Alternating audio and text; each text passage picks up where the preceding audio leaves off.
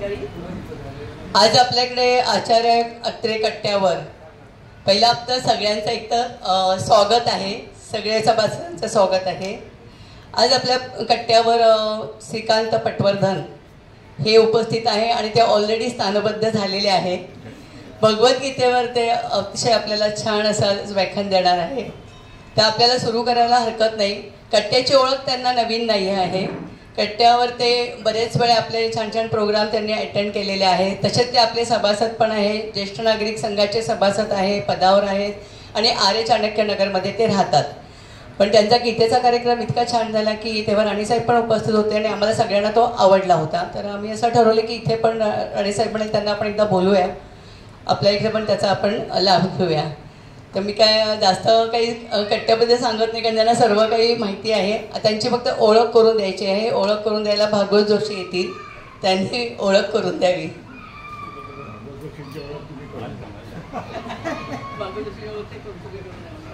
Thank you.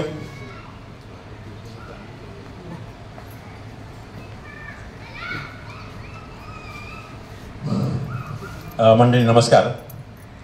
आज आपल्या ठिकाणी श्रीकांत पटवर्धन व्याख्याते आलेले आहेत. खरं ते आपल्या अत्रे कट्ट्याला खूप परिचित आहेत. यापूर्वी आपण त्यांचं लोकमान्य टिळकचं चळवळीतील योगदान, लोकमान्य टिळकांचं भारतीय स्वातंत्र्य चळवळीतील योगदान या विषयावर आपण त्यांना व्याख्यानाला बोललो होतो. त्यावेळेस ते आले होते, त्यामुळे सर्वांना परिचित आहे. तसे थोडक्यात त्यांचा मी परिचय करून देतो. पटवर्धन साहेब आपल्याच चाणक्यनगरमध्ये राहतात 1975 पासून. यापूर्वी ते मला वाटतं वसईला राहत होते. प्राथमिक शिक्षण त्यांचं वसईलाच झालं. कॉलेजचं शिक्षण त्यांचं पार्ल्याला झालं. वसई ते पार्ला असं ते सकाळीच कॉलेजला यायचे, अभ्यास करायचे. अतिशय हुशार. त्यांनी पदवी परीक्षेमध्ये एंटायर इकॉनॉमिक्स हा विषय, म्हणजे इकॉनॉमिक्स हा विषय घेतला होता. आणि या विषयाचा अभ्यास करत करत ते शेवटच्या परीक्षेला त्या कॉलेजमध्ये प्रथम आले आणि त्यांना त्यावेळेस प्राध्यापक पंडित स्मृती पुरस्कार देऊन त्यांना सन्मानित केलेले असे हुशार व्यक्तिमत्व आज या ठिकाणी आलेलं आहे. नंतर त्यांनी कॉलेजनंतर नोकरीसाठी बँकिंगच्या परीक्षा दिल्या.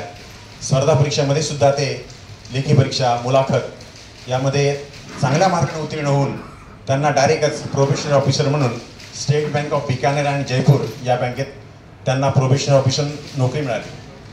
या नोकरीच्या कालामध्ये पटवर्धन साहेब भारतात वेगवेगळ्या ठिकाणी नियुक्तीसाठी गेले.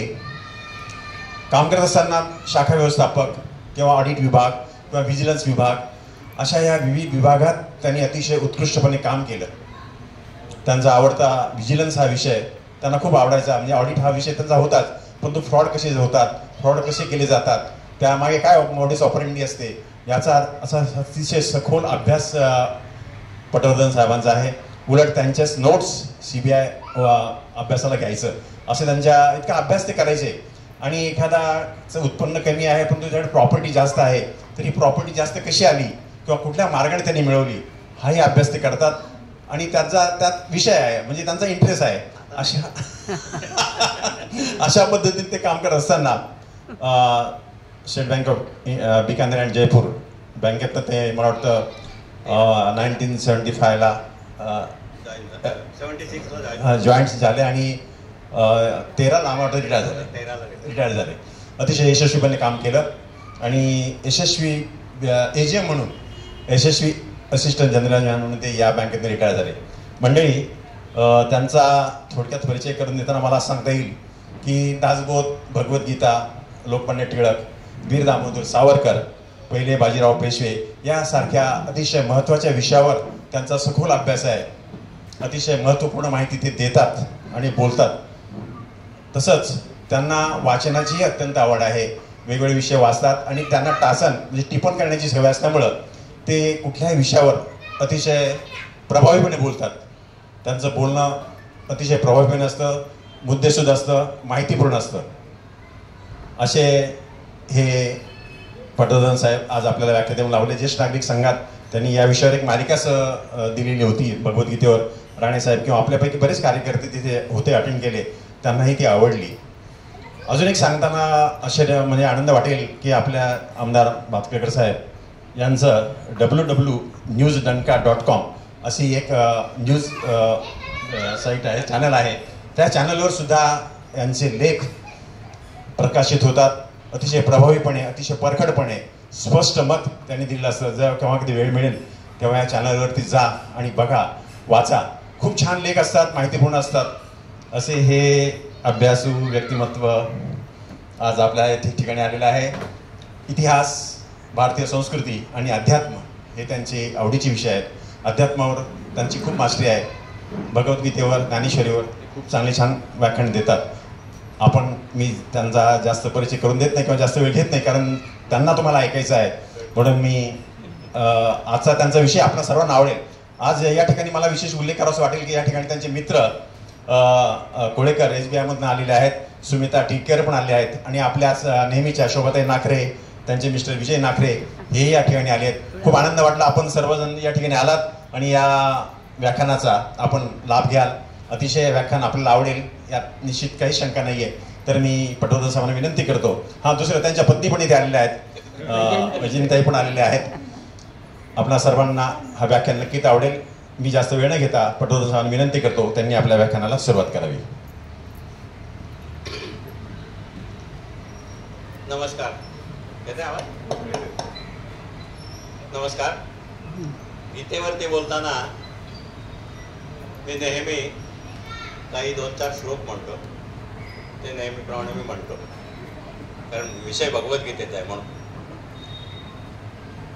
ब्रह्मानंदम परमसुखदम केवलम ज्ञानमूर्तिम द्वंद्वातीतम गगनसदृशम तत्त्वमस्यादिलक्ष्यम एकम नित्यम विमलमचलम सर्वदी साक्षीभूतम भावातीतम त्रिगुणरहितम सद्गुरुं तं नमामि. गुरुर्ब्रह्मा गुरुर्विष्णु गुरुर्देवो महेश्वर गुरुः साक्षात् परब्रह्म तस्मै श्री गुरवे नमः. प्रपन्न पारिजाताय स्तोत्र वैत्रैक पाणये ज्ञानमुद्राय कृष्णाय गीतामृत दुहे नमः. सर्वोपनिषदो गावो दोग्धा गोपालनंदन पार्थो वत्सा सुधीर भोक्ता दुग्धम गीतामृतम महत् दुग्धम गीतामृतम महत्. आणि शेवटी विनोबांच्या गीता आवाज येतो ना कमी आहे विनोबांच्या आता आलं गीताईचं स्तुतीचा श्लोक. भक्ता ते प्रतिबोधिलीस समरी नारायणे श्रीवरे मुक्ते संग्रथिलीस मान्य मुनिने वेदांत विद्या करे माते षष्ट्यधिकारिणी शतशती अष्टादशाध्यायिनी तू ते मी अनुसंधितो निशिदिनी गीते भयद्वेषिणी गीते भयद्वेषिणी. काय प्रॉब्लेम नाही वाटल्या येतात मध्ये.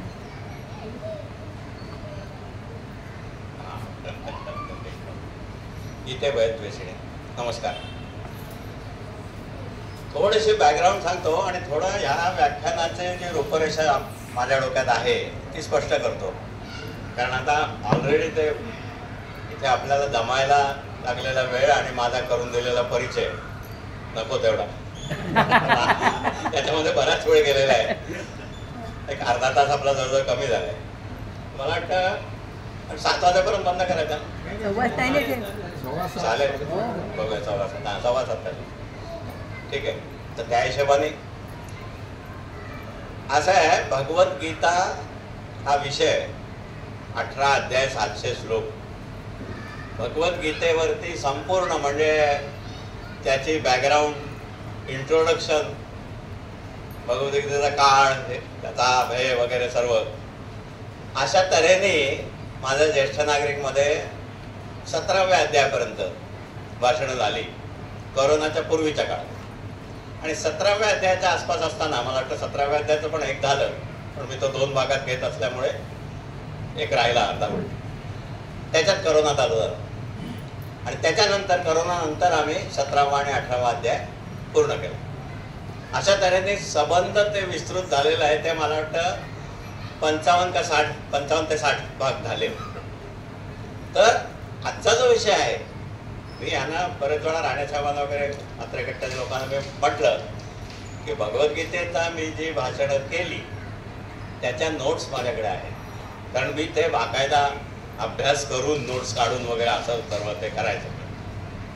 मी जवळच्या लोकांना काही लोकांना मी सांगितलं, आत्मस्तुती होते थोडीशी, पण त्याला इलाज नाही, की कॉलेजमध्ये युनिट टेस्ट असते 25 मार्काची वगैरे असायची. त्याचा अभ्यास आपण तशा तऱ्हेने करतो आणि मग साधारण 25 पैकी 20, 22, 24 पर्यंत मार्क मिळतात. तशा तऱ्हेचा तो अभ्यास होता. हे मी म्हणजे आता मला सांगायला लागतंय, कारण ते सांगितल्याशिवाय तुम्हाला म्हणणार नाही. तर अशा तऱ्हेची ती झाली आणि त्यामुळे आता सर्वांना आवडली वगैरे. तर आजचा 1-1.5 तास 1-1.25 तासाचा जो कार्यक्रम आहे त्याच्यामध्ये तसे आपण कुठेच जाणार नाही आहोत. आत्ताचा माझ्या डोक्यात असं आहे की एकंदर संबंध 18 अध्याय जे आहेत त्यात कुठल्या ह्याच्यात काय सांगितलं आहे आणि एक जनरल आपल्या ज्येष्ठ नागरिकमध्ये मी बोलतो. आता SBI पेन्शनर्स असोसिएशनमध्ये मला बोलवणार आहे, तर ते पेन्शनर म्हणजे ज्येष्ठ नागरिकच आहे.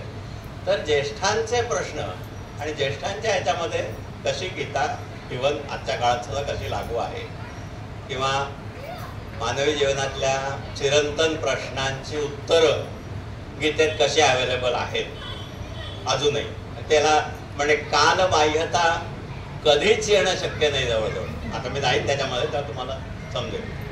इट विल नेव्हर बी कालबाह्य. रिलेव्हन्सी त्याची जी आहे रिलेव्हंट ती कालातीत आहे. मला वाटतं एवढा हे पास झालं स्वतःच्या तोंडाने थोडा दोष पत्करून. पण आता आपण विषयाला मी हात घालतो. गीता, भगवद्गीता, माझं इथे गेल्या वेळेचं व्याख्यान लोकमान्य टिळकांवर झालं.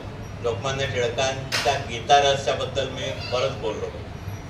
गीता रहस्याच्या प्रस्तावनेमध्ये लोकमान्य टिळक भगवद्गीतेला भारतीय तत्वज्ञानाचा कोहिनूर हिरा असं म्हणतात. कोहिनूर, नुसता हिरा नव्हे, कोहिनूर. म्हणजे तुम्ही बघा, आणि लोकमान्य टिळकांसारखा मनुष्य म्हणजे त्याचं काय महत्व असेल, केवढं हे असेल ते बघा तुम्ही. गीता हा कोहिनूर वगैरे ते तर आहेच, म्हणजे प्रश्नच नाही, वादातीत आहे ते. भारतीय तत्वज्ञान, भारतीय संस्कृती, मग थोडक्यात म्हणजे भगवद्गीता असं म्हणायला हरकत नाही. भगवद्गीतेत ते येतं सगळं. आता त्याची प्रासंगिकता, आजच्या काळामध्ये त्याचं महत्व, ह्याच्यावरती विषय तर टाकला आणि योगेश जोशीने विचारलं काय विषय कसा ठेवूया वगैरे, तर हे असं तर मला सुचलं, हे टाकलं. ही गीताई विनोबांची, मी जेव्हा जेव्हा आता गीता म्हणणार आहे पुढे तेव्हा त्याचा उल्लेख, या गीताईचाच उल्लेख मी जास्त करणार आहे. गीताई हे विनोबाने केलेलं भगवद्गीतेचं अप्रतिम भाषांतर आहे. 700 श्लोकांचं 700 श्लोक, अनुष्टुप छंदाचा अनुष्टुप छंदच, एका श्लोकाला एकच श्लोक, अशा तऱ्हेने हे भाषांतर केलेलं आहे. काय त्यांचं हे असेल विलक्षण. आणि हे मराठी मातृभाषा असलेल्यांच्या दृष्टीने फार फार महत्वाची गोष्ट आहे. गीताई वाचली तर तुम्हाला श्लोकाला श्लोक या तऱ्हेने गीताईचा तुम्हाला गीतेचा अभ्यास तुमचा झाला असं होईल. कारण त्याच्यात जराही कुठे, म्हणजे मला तरी असं काय आढळलं नाही. 1-2 आहेत गोष्टी त्या आता सांगण्यासारख्या नाहीत. त्यांची अहिंसा वगैरे आली त्याच्यामध्ये जरा थोडी, ते सोडून द्या. पण ते सोडलं तर बाकी त्यात नाव ठेवण्यासारखं काही नाही. एका श्लोकाचं वाचन तर बरोबर एका श्लोकामध्ये आहे. तर गीताई, तर गीताई घेऊन बसलो, विषय हा टाकलाय. आता कसं काय कशी सुरुवात करायची, तर मला अप्रतिम गोष्ट ही लक्षात आली. गीता बाय द वे मी सांगतोय, मुद्दा राहायला सांगायचा. गीता हा प्रासादिक ग्रंथ म्हटला जातो. प्रासादिक म्हणजे ती साक्षात भगवंताच्या मुखातून निघालेली आहे. त्यामुळे त्याच्यात प्रसाद आहे. प्रसाद मिळतो आपल्याला, म्हणून ती प्रासादिक आहे. स्वामी रामसुखदास म्हणून हिंदीमध्ये फोन केलेत मोठे, आता आहेत की नाही माहिती नाही, गेले असतील बरोबर. त्यांचा साधक संजीवनी गीता म्हणून एवढा मोठा भला मोठा ग्रंथ आहे. मी हे जी गीतेची माझी भाषणं जी सांगितली ना अध्याय वाईज अशी 55-60, त्याच्यामध्ये माझे 3 सोर्सेस होते मेन. विनोबांची गीताई, सिद्धप्रज्ञ दर्शन, गीता प्रवचन आणि गीताई चिंतनिका म्हणून एक पुस्तक आहे छोटं, ते हे विनोबा झाले. साधक संजीवनी गीता बाय स्वामी रामसुखदास इन हिंदी, थोडा मोठा आहे, प्रचंड आहे मोठा. ते म्हणजे तो अप्रतिमच आहे, म्हणजे एक्झॉस्टिव्ह आहे. म्हणजे त्याच्यामध्ये त्याने अशा गोष्टी दिल्या. त्याच्यातच मी ही गोष्ट वाचली. त्याने असं लिहिलं आहे की गीता हा असा अद्भुत ग्रंथ आहे की तुम्ही जितक्यांदा ती वाचाल, जितक्यांदा त्याच्यामध्ये अवगाहन त्यात उतराल, तितके तुम्हाला विविध पैलू त्याचे, नवीन अर्थ. तोच श्लोक अनेक वर्षापूर्वी वाचला होता, पण आता तो वाचताना काहीतरी वेगळंच त्याचा भावार्थ लक्षात आला. असे प्रकार गीतेच्या बाबतीत होतात अजूनही. अशा अर्थाने बघितलं की तो जिवंत ग्रंथ आहे. It is not dead, it is alive steel. गीतेचा काळ जर बघितला तर जवळजवळ 5000 वर्षापूर्वीचा महाभारताचा काळ आहे, तो गीतेचा काळ आहे साधारण, रफली. खरं खोटं मोजायला लागेल तर एवढ्या 1000 वर्षांनी सुद्धा ती अजून जशीच्या तशी त्याची प्रासादिकता, त्याच्या श्लोकांचे येणारे विविध अनुभव हे अजूनही जसेच आहेत. आता आपण कुठे होतो, मी जास्त पालाळा लावत नाही, कारण आपल्याला 1-1.25 तासामध्ये मला माझ्या डोळ्यापुढे जे आहे ते मला पूर्ण करायचं. तर पहिला अध्याय गीताई पुढे घेऊन बसलो आणि आजचा विषय ती लिंक कशी लावायची. तर गीतेच्या पहिल्या अध्यायाचं नाव आहे अर्जुन विषाद योग. विषाद, अर्जुनाची जी अवस्था झाली त्या रणांगणामध्ये त्याचा रथ उभा केल्यावर दोन्ही सैन्यांच्या मध्ये इकडे इकडे दोन्हीकडे त्याने बघितलं. स्वजन, बंधू बांधव, आजे बाप मुले नातू, काके पामे सोयरे सखे गुरु, असे दोन्ही पार्टीमध्ये उभे असलेले त्याने बघितले. आणि स्वजनांशी लढायचं आहे आपल्याला, स्वजनांचा वध करायचा आहे. ह्या कल्पनेने हे आपल्या हातून मोठं पाप घडणार अशा कल्पनेने तो गर्भगळीत झाला. गांडीव न टिके हाती, गांडीव त्याचं धनुष्य, सगळी जळते त्वचा, होतसे तोंड कोरडे, न शकेची उभा राहू, होतसे तोंड कोरडे वगैरे असं त्याचं वर्णन आहे अर्जुन विषाद योगामध्ये अर्जुनाचं, गीतेच्या पहिल्या अध्यायामध्ये. तिथे मला सुचलं की काय स्टार्टिंग पॉइंट आहे. आजच्या काळामध्ये हे कुठे येतं. मनुष्याच्या जीवनामध्ये आज सुद्धा किंवा नंतर सुद्धा आणखी 50-100 वर्षांनी सुद्धा, आणखी शेकडो वर्षांनी सुद्धा असे प्रसंग येणार की जेव्हा काय झाले, त्या अर्जुनाची अवस्था काय झाली होती, डिप्रेशन, टेन्शन, स्ट्रेस, अनिर्णय क्षमता, किंग कर्तव्य मूढता, की काय करू मी, नक्की काय करावं. हे प्रसंग जीवनामध्ये येणार असं जीवनाचं स्वरूप आहे. असे प्रसंग आजकाल येत नाहीत. आता जीवन असं सरळ सोड झालंय, असं कधीच होणार नाही, कधीच होणार, never, it will never happen. तर असे प्रसंग जोपर्यंत मनुष्याच्या पुढे आहेत तोपर्यंत गीता रिलेव्हंट आहे.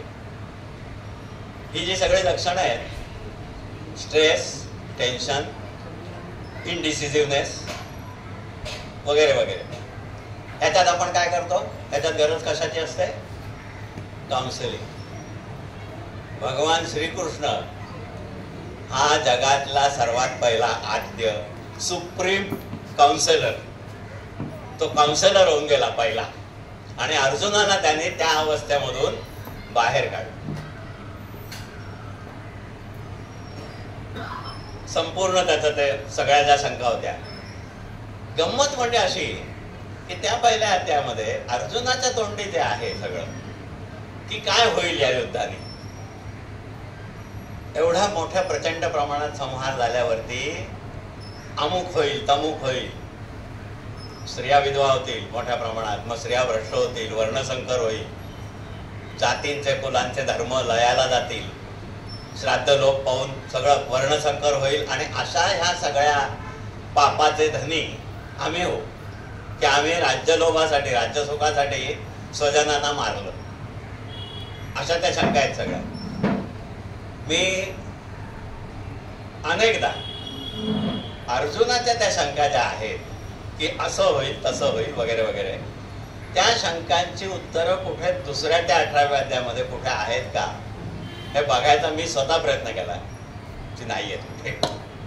ती उत्तरं कुठेही नाही आहे. त्याचा अर्थ असा की श्रीकृष्णाने ते फेटाळलं सगळं की नाही, त्याला काय अर्थ नाही, युद्ध कर, युद्ध करायलाच लागेल तुला, अशी गंमत आहे. ते कसं ते आता आपण बघूया. ह्यांच्याशी लढण्यापेक्षा भिक्षाही मागून भले जगावे.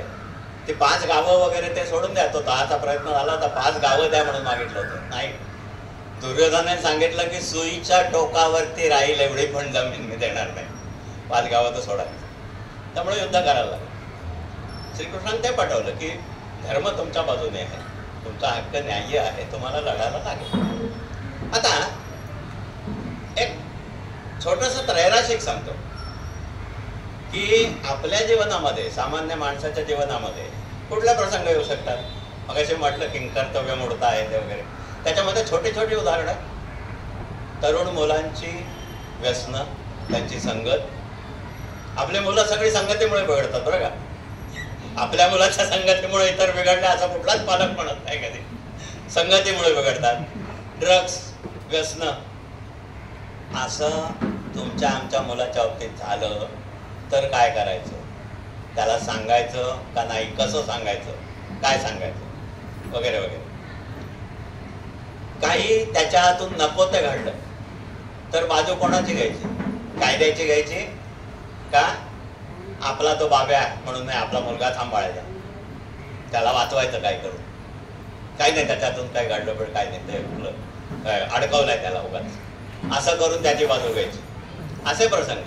ह्याची सगळ्याची उत्तरं भगवद्गीतेत आहेत. कारण भगवद्गीतेमध्ये अर्जुनापुढे जो प्रश्न होता तो ह्याच्या काही पटीने मोठा होता. समोर उभे कोण होते, त्याच्यामध्ये भीष्म आणि द्रोण हे मुख्य. द्रोण हा गुरु साक्षात, त्यांच्याकडून धनुर्विद्या शिकला.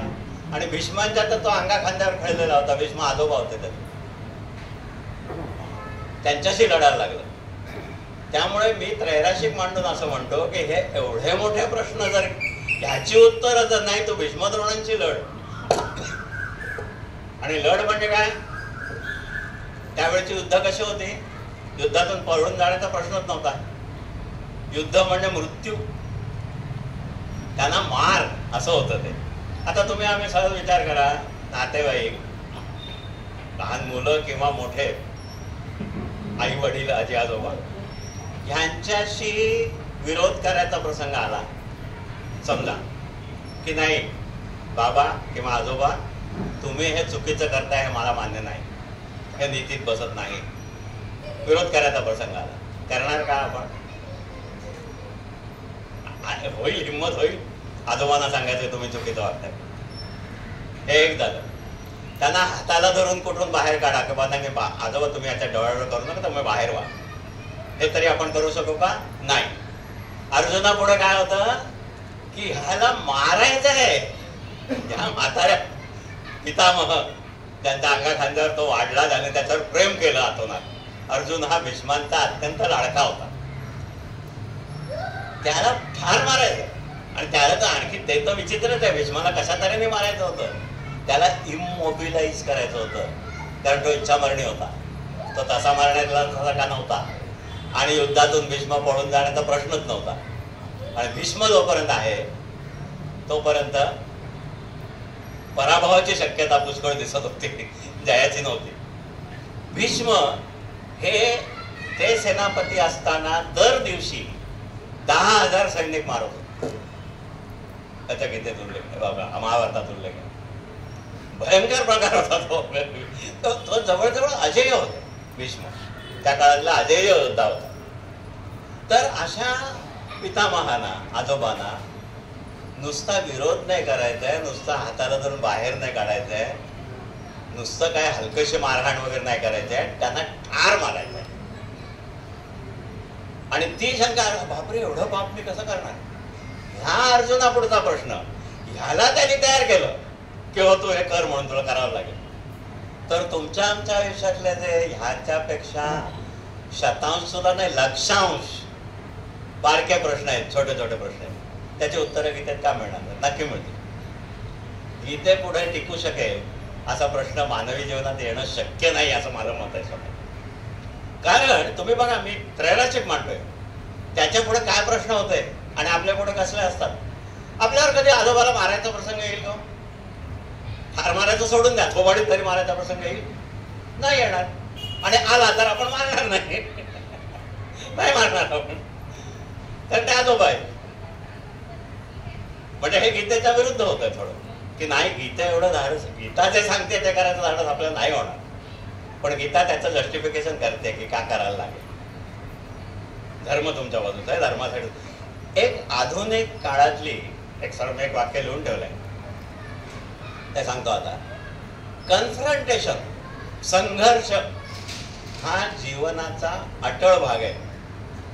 गीता त्याला फेस करायला शिकवते. आधुनिक काळामध्ये असं झालंय की कन्फ्रंटेशन, कुठल्याही तऱ्हेचा संघर्ष, कुठल्याही तऱ्हेचं कन्फ्रंटेशन हे टाळणं ही सभ्यता झाली.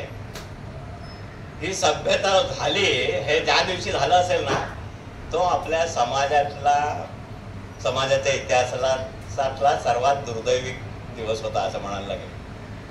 संघर्ष टाळतो आपण, नाही नाही नको नको.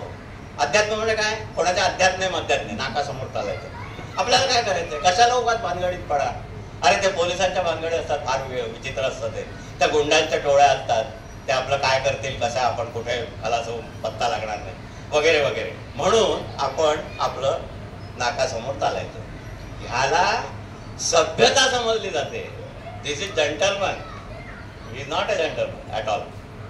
गीता तुम्हाला शिकवते की तुम्ही संघर्ष टाळायचा नसतो, त्याला फेस करायचं असतं. आणि ते कसं करायचं ते गीता सांगते. संघर्ष टाळणं हे सभ्य जीवन वगैरे ह्या समजुती काढून टाका, नाही आहे तसं. There has to be confrontation and you have to face it. टोकाचं कन्फ्रंटेशन अर्जुनाकडून त्याने करायला लावलं. कर्ण त्याचा खरा सख्खा भाऊ होता हे श्रीकृष्णाला माहिती होतं. कर्णाला मारवलं, भीष्माला मारवलं, द्रोणाला मारवलं, सगळे मेले. कौरव सगळ्याच्या सगळे मेले. आणि कौरव सगळ्याच्या सगळे मेले म्हटल्यानंतर त्यांच्या नंतर ते जे 10व्या किंवा 13व्या दिवशी जेव्हा ते पिंडदानचा प्रसंग आला, तेव्हा कुंती सांगते युधिष्ठिराला की 100 नाही 101 पिंड ठेवायचे. आणि तेव्हा ती सांगते की कर्ण तुमचा भाऊ होता. आणि श्रीकृष्ण सर्वज्ञ असल्यामुळे त्याला हे माहितीच होतं, हे सर्वांच्या लक्षात आलं. तर तू आम्हाला सांगितलं नाहीस.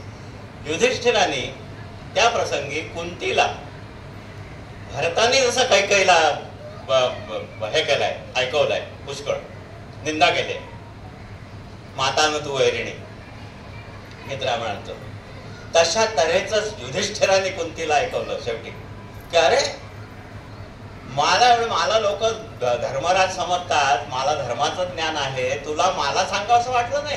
तू मला जर सांगितलं असतंस तर मी स्वतः जाऊन माझा मुकुट त्याच्या पायाशी ठेवला असता आणि त्याला बोलावून आणलं आणि त्याला राज्याभिषेक केला.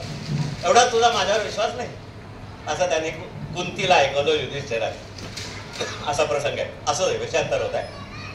तर संघर्ष फेस करणं हे गीता शिकवते. संघर्ष टाळणं हा सभ्यपणाचा मार्ग नाही आहे, ती सज्जनता नाही आहे, नीतिमत्ता नाही आहे. संघर्ष करायला लागतो. संघर्ष अपरिहार्य आहे हे गीता शिकवते.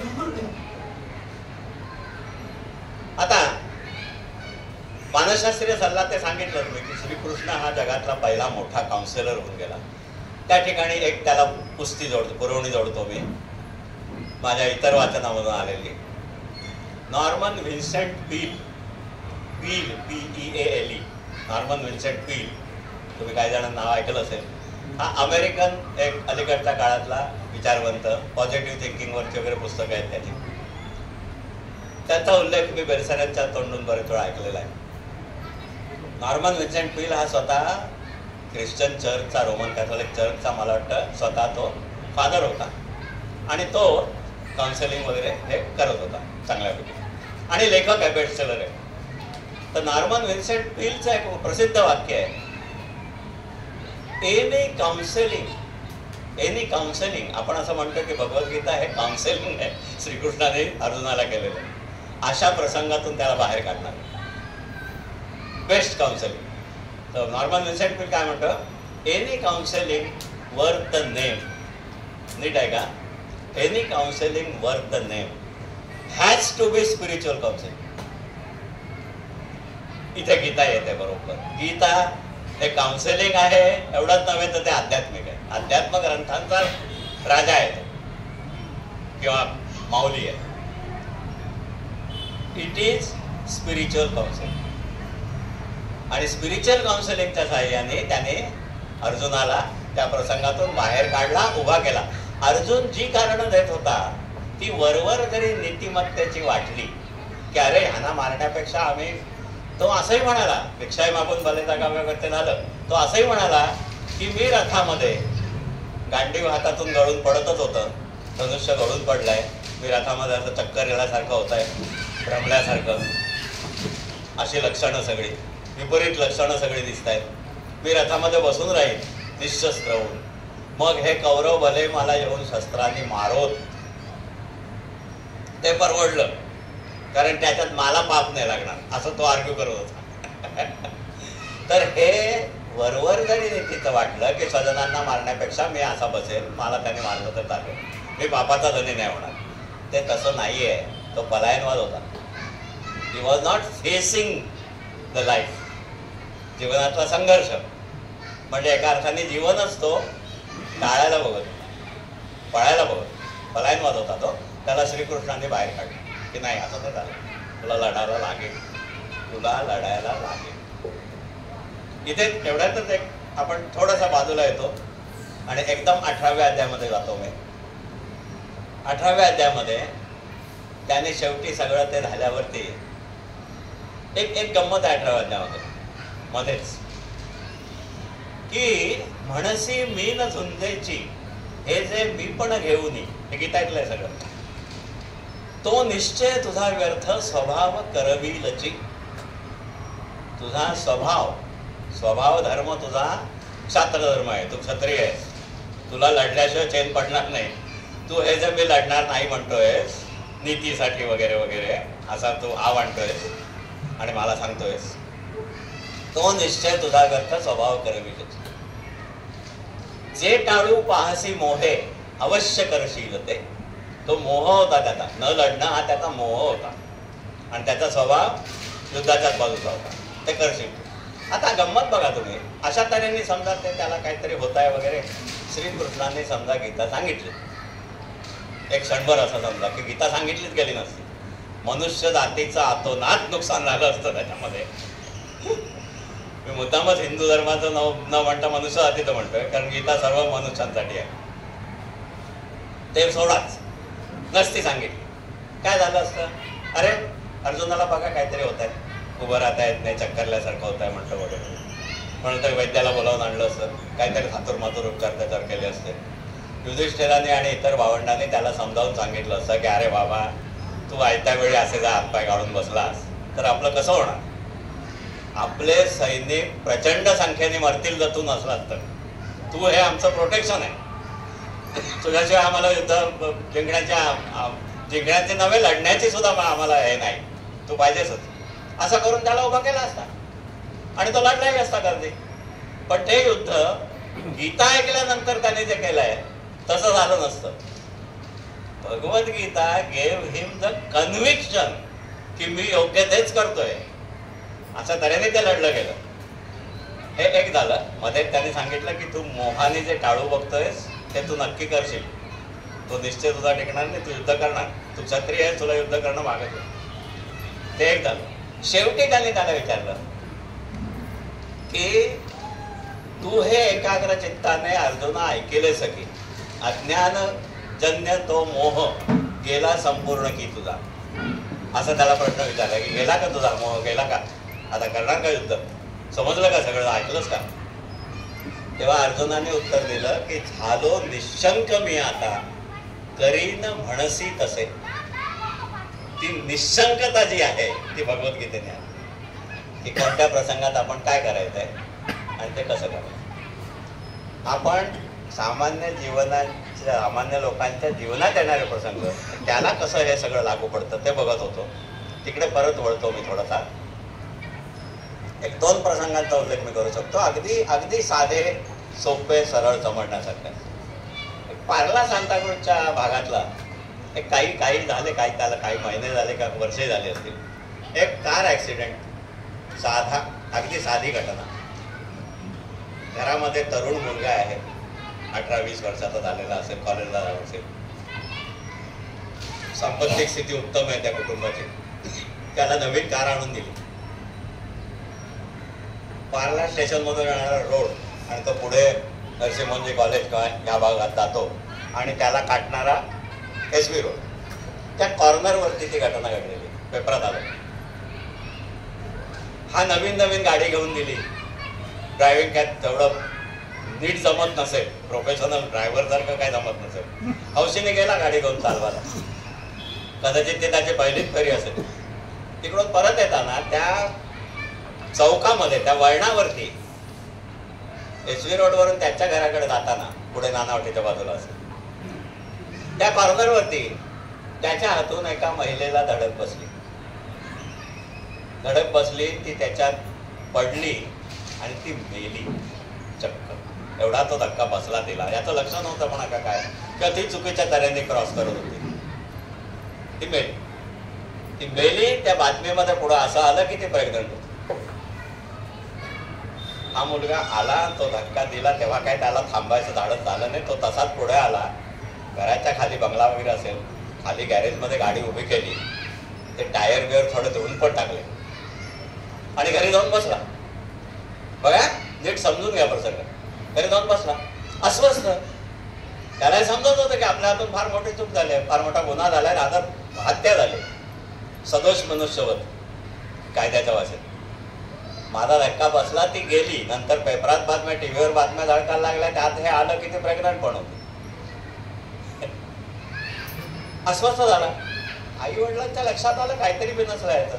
काय ड्रायव्हिंगला गेला होतास ना, गाडी आणून कसं काय झालं बरोबर झालं, काय झालंय, बोलायला तयार नाही. काही तास गेले उलटून, संध्याकाळ झाली, टीव्हीवरती बातम्या आल्या परत हे असा ऍक्सिडेंट तिथे झालाय. आणि ती गाडी पिढी ते वर्णन बघून पालकांच्या लक्षात आलं की ती गाडी म्हणजे आपली गाडी जशी आहे तसंच वर्णन येत आहे. मग त्याने आणखी खोदून विचारलं. हा घाबरलेला बोलायला तयार नाही अजिबात. खोदून विचारलं तेव्हा त्याने शेवटी पालकांकडे कबूल केलं की हो, तो अपघात माझ्याच हातून झाला. अपघात होता. तो काय तो नॉट मर्डर. त्याने काय मुद्दाम घातली नव्हती गाडी, तो तिला ओळखत नव्हता. अपघात होता. आता गीता येते. पालकांनी काय केलं, पालकांनी त्याला समजावलं की चल. पोलीस स्टेशनला गेले मुलाला घेऊन. सगळ्या कबुली दिली की असं झालंय, अपघात आहे, ड्रायव्हिंग मी नवीनच शिकलो, नवीनच करत होतो, माझ्या हातून धक्का तिला लागला. आणि ते पुढचं जे झालं ते तुम्हाला माहिती.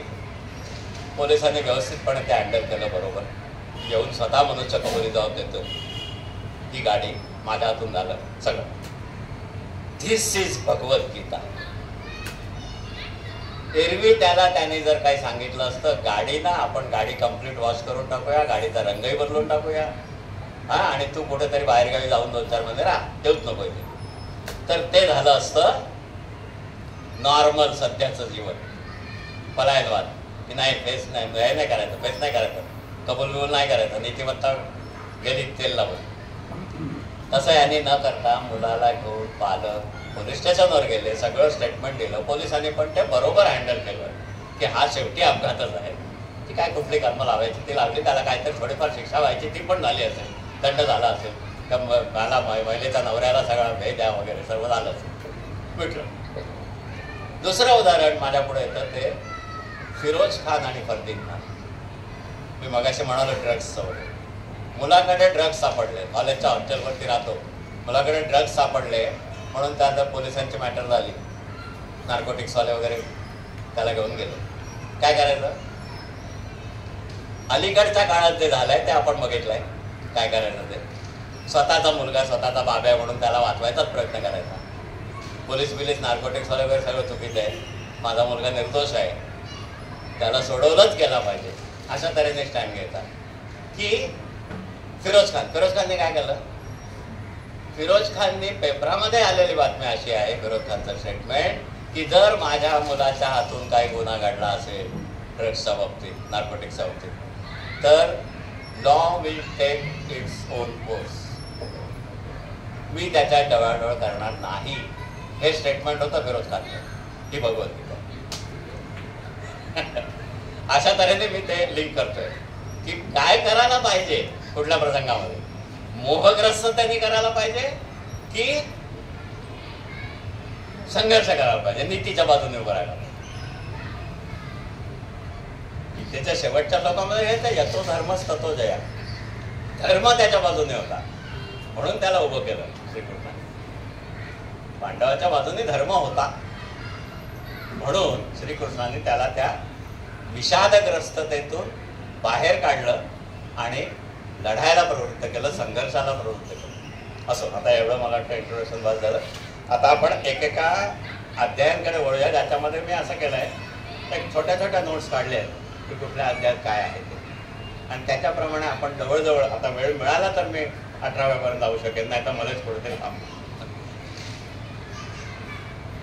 मृत्यूच्या मानवी जीवनामधली, आपण हे ज्येष्ठ नागरिक आहोत, मानवी जीवन जे आहे त्याच्या पुढची आव्हानं, चिरंतन आव्हानं, दुःख अटळ आहे.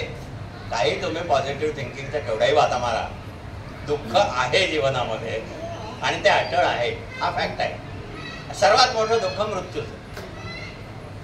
मृत्यूच्या दुःखापुढे टिकेल, मृत्यूच्या दुःखावरती सांत्वना देईल. मी असं म्हणतो, Bhagavadgita is a supreme consolation, ultimate consolation. मृत्यूच्या दुःखावर फुंकर घाली अशी सांत्वना, असं सांत्वन जर कुठं असेल तर ते भगवद्गीतेत आहे फक्त. आता मी येतो दुसऱ्या अध्यायाकडे. एक ह्यूग प्राथर म्हणून एक अलीकडच्या काळात अमेरिकन असा बेस्ट सेलर आणि असा होऊन गेलाय लेखक, विचारवंत ह्यूग प्राथर. त्याची पुस्तकं आहेत, 2-4 चांगली नावाजलेली पुस्तकं आहेत. त्यात बुक ऑफ गेम्स म्हणून एक पुस्तक आहे, त्याच्यात मी वाचलं. ह्यूग प्राथरचं एक वाक्य आहे, तो काय म्हणतो, there must be another way to go through life, there must be another way to go through life besides being pulled through it kicking and screaming. गमतीशीर आहे बघा तुम्ही. there must be another way of going through life other than being pulled through it kicking and screaming. अशा तऱ्हेने आपण जीवनातून खेचले जातो. परिस्थिती अटळ असते, त्यातून आपण असे pulled through kicking and screaming. आपली इच्छा नसते, मला हे करायचं नाही, हे पण करायला लागतं. त्याच्या घरी there has to be some other way, तो म्हणतो ह्यूग प्राथर, तो अमेरिकन. तर तो जो अनदर वे जो आहे तो आपल्या भारतीय संतांचा अध्यात्म किंवा भगवद्गीता, हे मला सांगायचं आहे थोडक्यात. That another way is told by Bhagavad Gita. आता आपण अध्यायांकडे वळूया. अर्जुन विषाद योगाचं बरंचसं हे आपलं झालेलंच आहे की कसे प्रश्न आज येतात, कोणत्या परिस्थितीत काय करायचं आहे आपल्याला. संघर्ष, कन्फ्रंटेशन जिथे करायला पाहिजे तिथे आपण करत नाही. कुठल्या चुकीच्या गोष्टीमध्ये आपले जवळचे नातेवाईक, मी मुलांची उदाहरणं दिली, दोन्ही उदाहरणांमध्ये मुलांचं उदाहरण दिलं मी, पण आपल्या इतर जवळचे नातेवाईक सुद्धा, आई वडील सुद्धा असतील, पती पत्नी असेल, भाऊ असेल, कोणी असेल, तो चुकीच्या मार्गाने जातोय, नीती आणि नीतीचा प्रश्न येतोय. तर मी काय करायचं, रिलेशन टेकवायचं नुसतं की नाही, आपला म्हटला म्हणजे तो आपला म्हणजे सगळे प्रश्न मिटलेच, त्याच्यात बाजूने उभं राहायचं. Is it so? नो. हे गीतेचं ठाम उत्तर आहे. तुम्ही धर्माची बाजू घ्यायची का नीतीची बाजू घ्यायची, आणि संघर्ष जर आवश्यक असेल तर करायचा. असो, हा अर्जुन विषाद योगाचं झालं. आता मी दुसऱ्या अध्यायाकडे बोलतो. आणि अगदी मी ह्याच्यामध्ये त्रोटक घेणार आहे, तुमच्या लक्षात येईल. आता दुसऱ्या अध्यायामधला एकदम शेवटचा श्लोक 72 2.72. गीतेला रेफर करताना केव्हाही अध्याय पॉईंट श्लोक ही जनरल पद्धत आहे. दुसऱ्या अध्यायातला 72वा श्लोक. अर्जुना स्थिती ही ब्राह्मी पावता न चळे पुन्हा टिकूने अंतकाळी ही ब्रह्मनिर्वाण मिळवी. आता ब्रह्मनिर्वाण गीतेच्या दृष्टीने जे मानवी जीवनाची परमोच्च ध्येय आहे, त्याच्यासाठी 1 2 4 5 6 असे शब्द आहेत विशिष्ट गीतेचे. त्यातला हा ब्रह्मनिर्वाण आहे. पराशांती, परमशांती, शाश्वत सुख किंवा शाश्वत शांती असे 2 4 शब्द आहेत. त्यातला हा ब्रह्मनिर्वाण आहे. ब्रह्मनिर्वाण ही स्थिती, ही जी स्थिती आहे दुसऱ्या अध्यायाच्या शेवटी सांगितलेली. आता त्याच्यात आपल्याला डिटेलमध्ये जायला वेळ नाही म्हणून कामना त्याग आणि कामना त्यागाने कुठली स्थिती प्राप्त होते ती आहे. तर अर्जुना स्थिती ब्राह्मे पावता न चळे पुन्हा. मी हा श्लोक का घेतोय ते सांगतो थोडक्यात. काय हो, आपल्याला असं काही माहिती आहे का हो भौतिकामध्ये की जे अंतकाळी टिकतं, अंतकाळ समोर दिसत असताना ज्याच्यातून येणारं समाधान टिकू शकेल अशी स्थिती आपल्याला माहिती आहे का?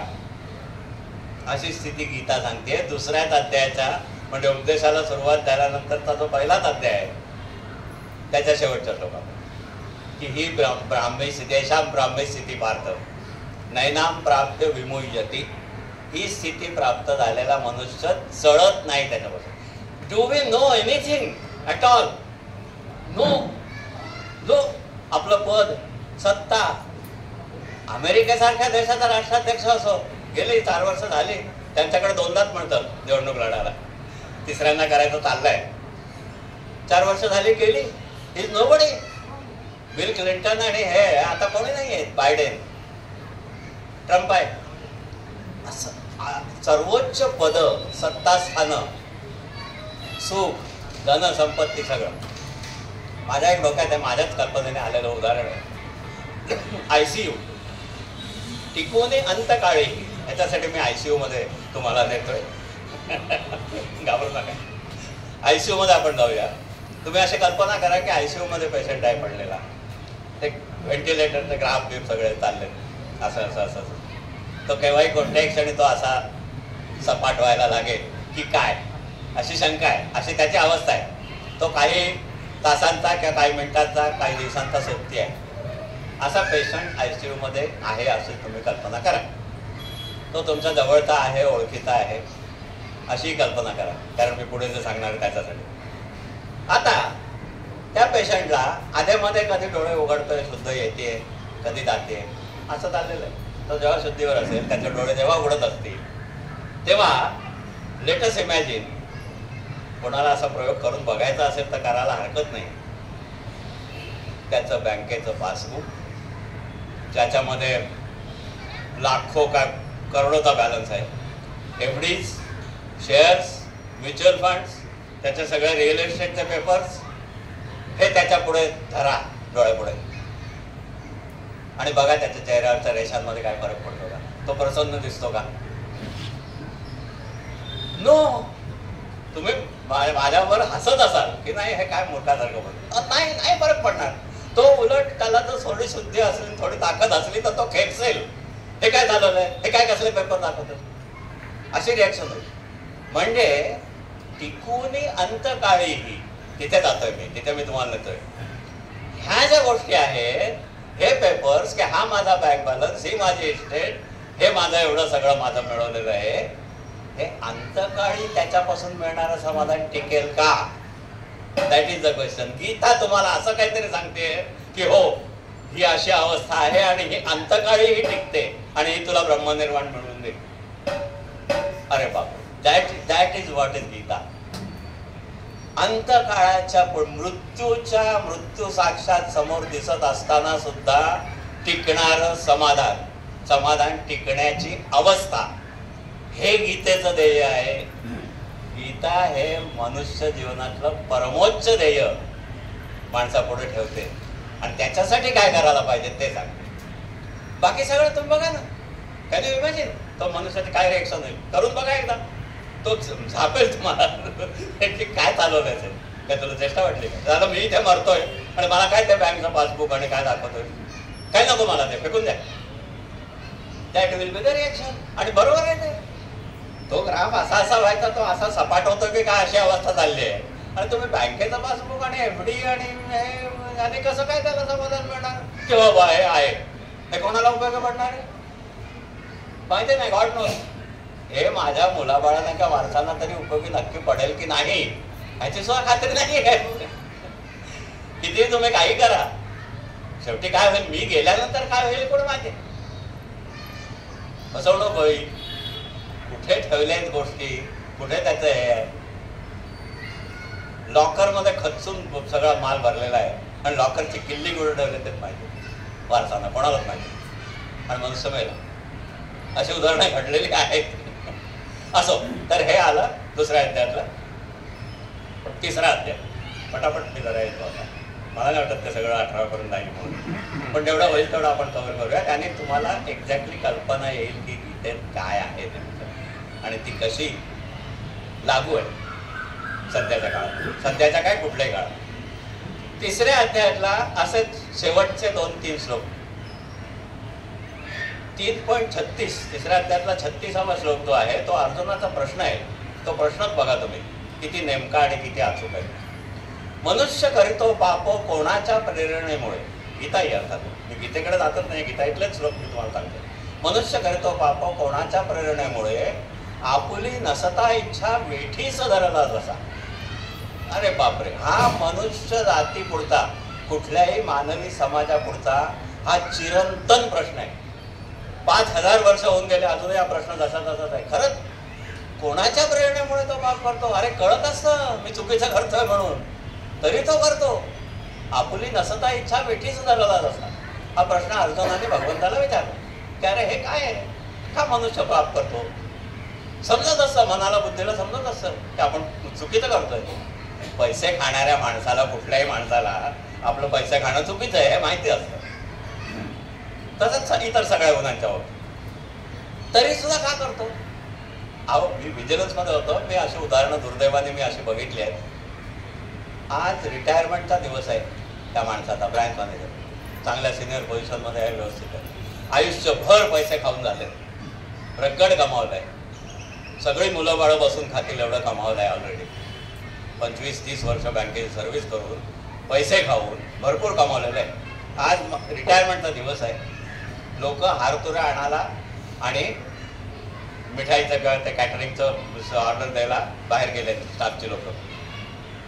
आणि हा मनुष्य, हा भला मनुष्य, सज्जन मनुष्य, जंटलमॅन, दिस जंटलमॅन,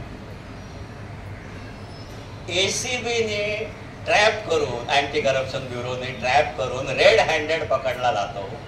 पंचनामा करून ते हात धुतात ना, हात धुतात आणि रेड निघतं पाणी, तशा तऱ्हेने पकडून व्यवस्थित पुराव्यानिशी त्याला पकडतात, अटक करून त्याला तुरुंगात टाकलं जातं रिटायरमेंटचा शेवटचा दिवस. अरे का हे हा प्रश्न आहे. का एक दिवस नाही थांबवा असं वाटलं? एक दिवस तरी क्लीन राहा, झालं तर खाऊन झालं सगळं. एक दिवस जर सोडला असतास तर सुखाने रिटायर झाला असतास. आता गेला ना कस्टडीमध्ये आणि ACBने ट्रॅप रचून पकडलेला मनुष्य, तर काय सुटण्याची काय आशा असणार? शिक्षा होणार नक्की, 99% शिक्षा होणार. तो हा प्रश्न आहे. हे असं का करतो मनुष्य? त्याला श्रीकृष्णाने दिलेलं उत्तर, ते उत्तर 37 ते 43 या श्लोकांमध्ये आहे. पण त्यातले फक्त 42 आणि 43 हे श्लोकच मी तुम्हाला सांगतो, तर त्याच्यातच खरं उत्तर आहे. इंद्रिय बोलिली थोर, इंद्रिय विषयांच्या मागे जातात, त्याचं आकर्षण वाटतं वगैरे वगैरे, अशी ती चेन आहे सगळी. इंद्रिय बोलिली थोर, शेवटच्या 2 श्लोकामध्ये त्याचं अचूक उत्तर आहे. मन त्याहुनी थोरते, बुद्धी थोर मनाहुनी, थोर तिहुनी तो प्रभू. असा तो प्रभू जाणूनी आवरी आपणा, संहारी काम हावेरी तू गाठुनी बरोबरी. ह्या 2 श्लोकांमध्ये तो जो चिरंतन प्रश्न मनुष्य का करतो पाप, आपुली नसता इच्छा वेठीच धरला जसा, त्याचं खरं उत्तर ह्या 2 श्लोकांमध्ये आहे. काय सांगितलं? इंद्रिय तर तुमच्या विषयांच्या मागे धावतातच, त्यांना आकर्षण असतंच. मन त्याच्यापेक्षा मोठं असतं. मन कधी कधी तुम्हाला सांगतं की नाही हे बरोबर नाही, आपलं जास्ती होत आहे. दारूचं उदाहरण घ्या. 2-4 पेग झाल्यावर काय जे असेल ते काय प्रमाण असेल मला माहिती नाही. मनाला कळत असतं जास्ती होत आहे. नाही, शेवटी मन तुमचंच असतं. मन तुमच्या अंडर असतं, म्हणून मन तुमचंच ऐकतं. काय काय काय नाही, काय होत नाही, मजा येते, कशाला थांबा, हो देत अजून 1-2. मन. बुद्धी. बुद्धी थोडं मनाहून. बुद्धी मनापेक्षा थोडी श्रेष्ठ आहे. बुद्धीला कळतं निश्चित की नाही नाही हे खरोखरच चुकीचं होत आहे, हे आपण थांबायला पाहिजे. तरी सुद्धा बुद्धी सुद्धा तुमची शेवटी तुमचीच बुद्धी असते, तुमची ती सद्बुद्धी नसते, वैयक्तिक बुद्धी असते. त्यामुळे बुद्धी सुद्धा शेवटी तुमचंच ऐकते. मग काय उपाय? इंद्रिय तर विषयांच्या मागे वावतच जातात, त्यांना तर प्रश्नच नाही आवरण्याचा किंवा याचा. ती स्वतः आवरली जाण्याचा प्रश्नच नाही, त्यामुळे त्याच्या मागेच असतात. मन सुद्धा तुम्हाला थांबवू शकत नाही, बुद्धी सुद्धा तुम्हाला बहुतेक थांबवू शकत नाही, कारण ती तुमचीच बुद्धी असते, तुमच्या अंडरच ती काम करते. माझी बुद्धी मला नाही सांगत असं थांबावं असं. माझी बुद्धी म्हणते तर तो जो रिटायरमेंटच्या दिवशी पकडला जाणारा मनुष्य, त्याच्या बुद्धीने त्याला सांगितलं नाही काय एवढे वर्ष झाला, आता कुठे काय होत आहे, आजचंही असंच म्हणजे मी सुटून जाईल, असं काय होणार नाही. तर झालं नेमकं. त्यामुळे बुद्धी पण तुम्हाला परावृत्त करू शकत नाही. थोर तिहुनी तो प्रभू. इंद्रिय, मन, बुद्धी, त्याच्या पुढे प्रभू. प्रभू म्हणजे आत्मा किंवा ईश्वर. असा तो प्रभू जाणून आवरी आपण. देवाची भक्ती केली तरच तुम्ही आवरले जाऊ शकाल. हे उत्तर आहे त्या चिरंतन प्रश्नाचं.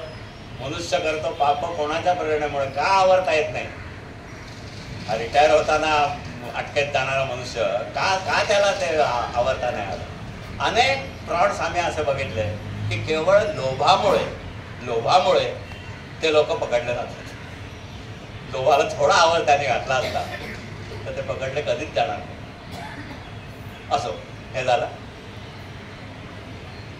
तिसऱ्या अध्यायातलं हे मी सोडून देतो की मनुष्य पाप का करतो नेमकं आणि त्याला कसं आवरायचं. इथे काम हा जो शब्द आहे ना, इथे काम हा शब्द सेक्सच्या अर्थाने नाही आहे. इथे काम हा सर्व कामना, इच्छा, वासना अशा अर्थाने. लोभ, सगळ्या गोष्टी इंद्रियांना ज्याचं आकर्षण असतं अशा सगळ्या गोष्टी पैशाने मिळतात, म्हणून पैशाचं आकर्षण, पैसे खाण्याचं आकर्षण. तर ते का आवरलं जात नाही, कसं आवरलं जाईल? तर माझ्या भगवंताला किंवा माझ्या गुरुला हे आवडणार नाही असं जर असलं तरच ती मदत मिळेल आणि तरच ती प्रेरणा होईल की नको, नाही आता बात आतापर्यंत नको तर मी पुष्कळ केलं, आता मी थांबतो. अशी कुठेतरी थांबण्याची स्टेज यायला पाहिजे.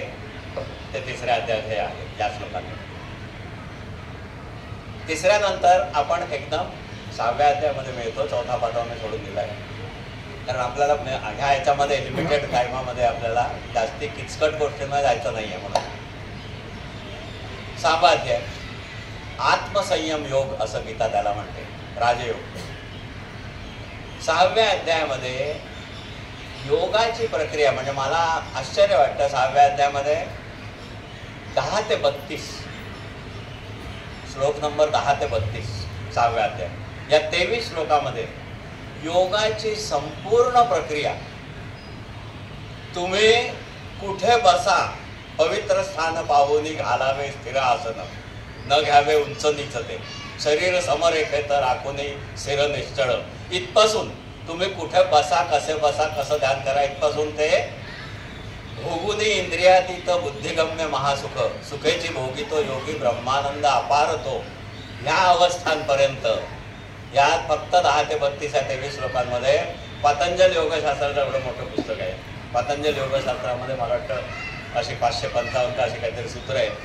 4 पाद आहेत, विभूतीपाद, समाधीपाद, कैवल्यपाद, साधनपाद, असे 4 त्याचे भाग आहेत मोठे आणि एकूण 555 सूत्र आहेत. ते सगळं योगशास्त्र मला असं म्हणायला म्हणजे काही शंका नाही आहे माझ्या मनात की गीतेच्या 6व्या अध्यायामध्ये योगाची संपूर्ण प्रक्रिया त्याने अत्यंत थोडक्यात सांगितलेली. मी त्यातल्या फक्त इथे 2च श्लोक तुम्हाला सांगतो की जे सध्याच्या काळाला रिलेव्हंट कसे आहेत ते अगदी सहज समजेल, कोणालाही समजेल. न योग फार खाऊनी किंवा जागत बस किंवा खाण्याची सोडून न फार झोप घेऊनी किंवा जागत बसणे निजणे जागणे खाणे फिरणे आणि कार्यही मोजूनी करीतो त्यास योग हा दुःख नाशन. फॅन्टॅस्टिक आहे. मोजूनी करतो त्यास योग हा दुःख नाशन. या सगळ्या गोष्टी काय? निजणे, खाणे, जागणे, फिरणे आणि कार्य म्हणजे आपण जे काम ज्याला म्हणतो, काम ऑफिसमध्ये जात असो किंवा काही धंदा वगैरे करतो, व्यवसाय करत असो, ते निजणे जागणे खाणे फिरणे आणि कार्य ही मोजूनी करीतो त्यास योग हा दुःख नाशन. सगळं मोजून मापून व्यवस्थित मर्यादेमध्ये. आता अलीकडेच आपले वाद झाले, गाजले पेपरामध्ये 70 तास आणि 90 तास. आधी इन्फोसिसचे नारायण मूर्ती म्हणाले 70 तास काम करावं.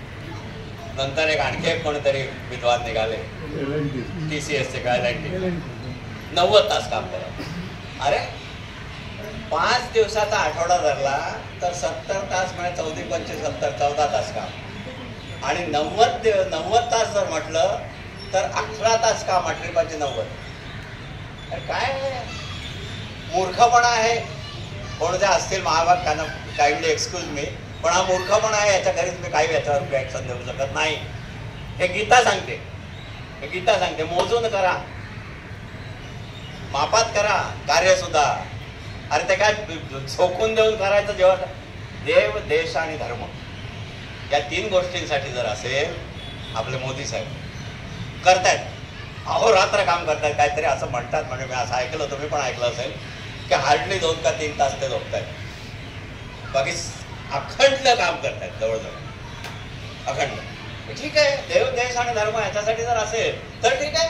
तुमची नोकरी आणि व्यवसाय, उद्योग, नोकऱ्या, ज्या तरुणांना तुम्ही हे सांगताय 70 तास करा 90 तास करा, ते नोकऱ्याच करताय. नोकरीसाठी हे अति आहे.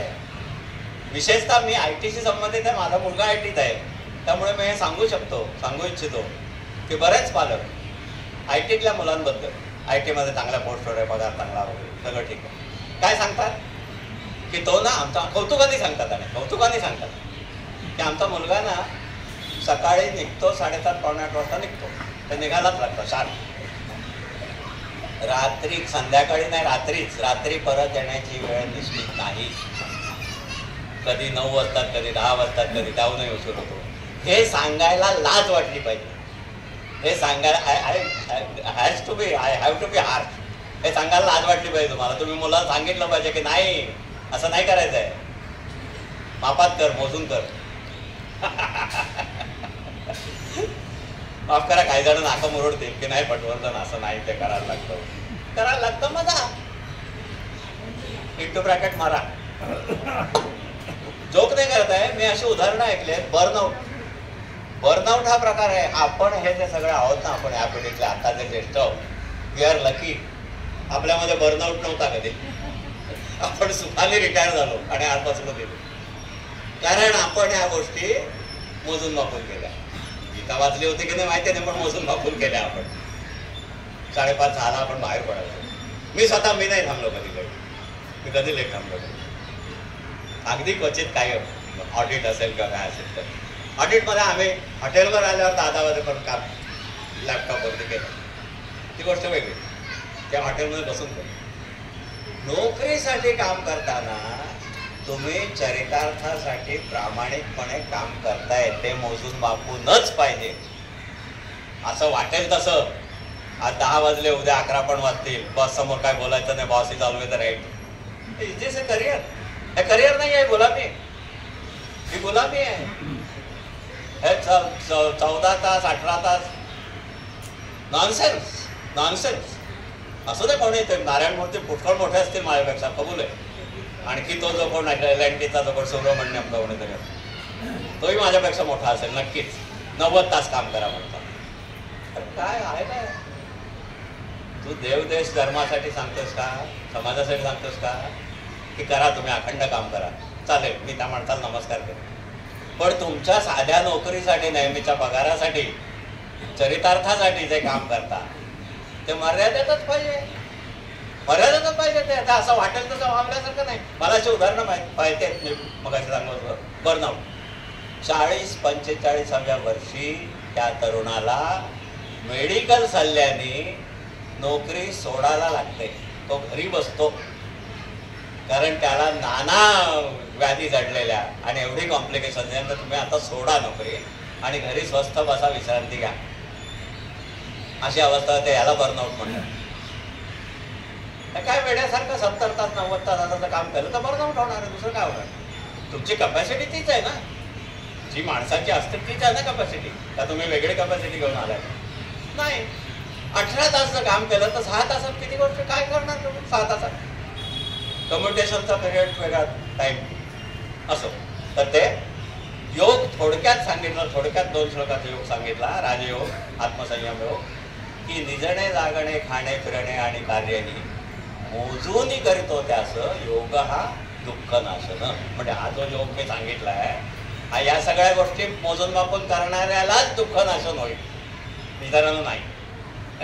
अशी ती गंमत आहे. हा, आता 7वा अध्याय. मला वाटतं इथे याच्यामध्ये जे विवेचन आहे ते माझा फार आवडता भाग येतो आणि तिथे मला वाटतं आपला 7 तरी वाजतील. नंतर मग आपण बघू 15 मिनिटं जर थोडं म्हटलं तर आपण बघू 7:15 पर्यंत, नाहीतर आपण समजू. 7वा अध्याय. 7व्या अध्यायामध्ये श्लोक 4 ते 7 फक्त. 7व्या अध्यायामध्ये ईश्वराने स्वतः भगवंतानी मी कोण आहे, कसा आहे, हे अगदी थोडक्यात सांगितलेलं आहे. आणि मला हा भाग अत्यंत आवडतो. नेहमी मी आता नेहमी उल्लेख करतो.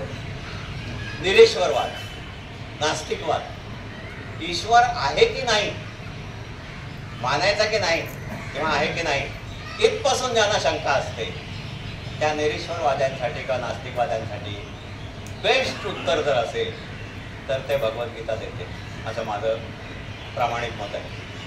कसं तर मी निरीश्वरवाद्यांना किंवा नास्तिकांना मी हे सांगतो की निरीश्वरवाद किंवा नास्तिकवाद त्याची बाजू घेण्याआधी किंवा त्या बाजूने आर्ग्युमेंट करण्याआधी तुम्ही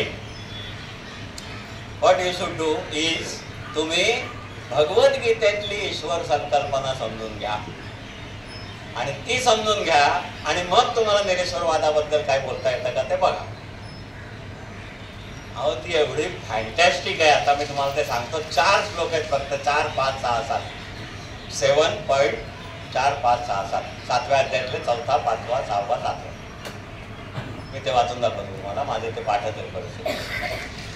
पृथ्वी आप तसे गीते भगवद्गीतेतली ईश्वर संकल्पना ही आपण सांगतोय.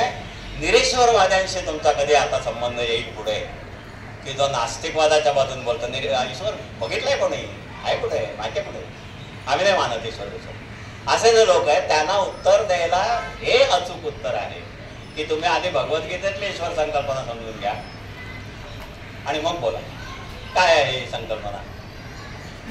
7व्या अध्यायामध्ये 4, 5, 6, 7. पृथ्वी आप तसे तेज वायू आकाश पाचवे मनबुद्धी अहंकार अशी प्रकृती 8 म्हणजे 8. पृथ्वी आप तसे तेज वायू आकाश पाचवे 5 पंचमाभूत मनबुद्धी अहंकार ही झाले 8. ही 8 प्रकृती. ही झाली अपरा माझी दुसरी जाणती परा जीव रूप जने सारे जग हे धरिले असे.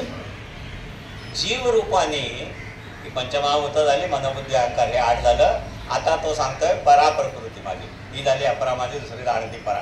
परा प्रकृतीमध्ये काय आहे, हे सगळे जीव ज्यांनी ह्या सृष्टीचं धारण होत आहे. सगळे जीव, नॉट ओनली मनुष्य, सगळे प्राणीमात्र.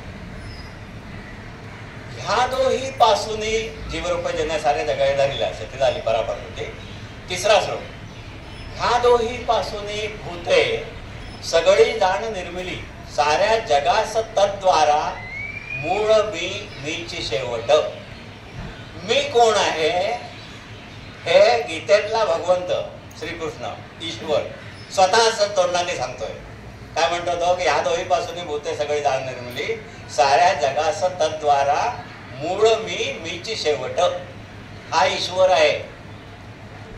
दुसरे तत्व नाहीची, शेवटचा श्लोक, दुसरे तत्व नाहीची काही माझ्या पलीकडे, ओविले सर्व माझ्यात जसे धाग्यामध्ये म्हणे, सूत्रे मणिगणा इवो. संस्कृत म्हणून. आता मला सांगा, आता तुम्ही निरीश्वरवादी तुमच्या समोर आहे असं कल्पना करा आणि त्याला तुम्ही आता असं विचारा की आता ही आमची भगवद्गीतेतली भगवंतांनी स्वतः सांगितलेली ईश्वर संकल्पना काय आहे? पंचमहाभूत, मनबुद्धी अहंकार आणि जीव. या गोष्टी तर आहेत का नाही? काय काही शंका आहे? आता तू सांग की हा ईश्वर आहे. मग आता तू सांग, ईश्वरावर तुझा विश्वास आहे का नाही? पृथ्वीवर विश्वास नाही तर जमिनीवर उभा नाही राहत. पाण्यावर विश्वास नाही तर पाणी पित नाहीस, पाणी न पिता राहू शकशील, वगैरे वगैरे.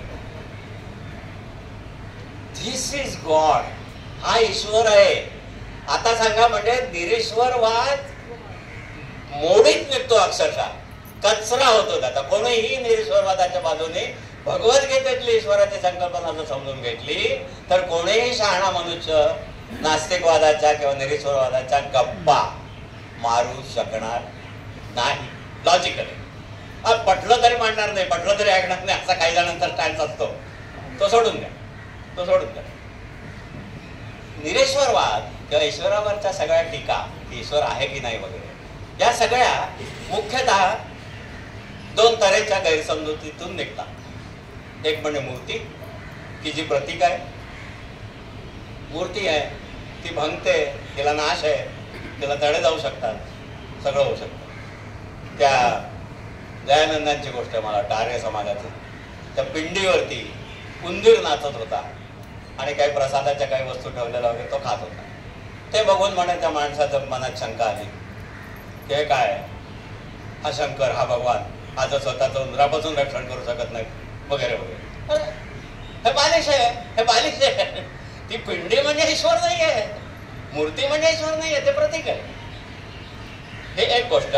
मूर्ती समजून टीका की मूर्ती हा ईश्वर नाहीच आहे म्हणून. आणि दुसरी, ती कोणीतरी व्यक्ती आहे, मोठा सत्ताधीश आहे, ते सगळ्या अख्खा विश्वाचं साम्राज्य तो चालवतो वगैरे असा. आणि तो कोणीतरी लहरी झोटिंगशाह आहे, तो यांना चांगलं फळ देतो, यांना कमी देतो, मला कमी देतो, माझ्याकडे लक्षात देत नाही, असा अन्यायी वगैरे आहे, लहरी आहे.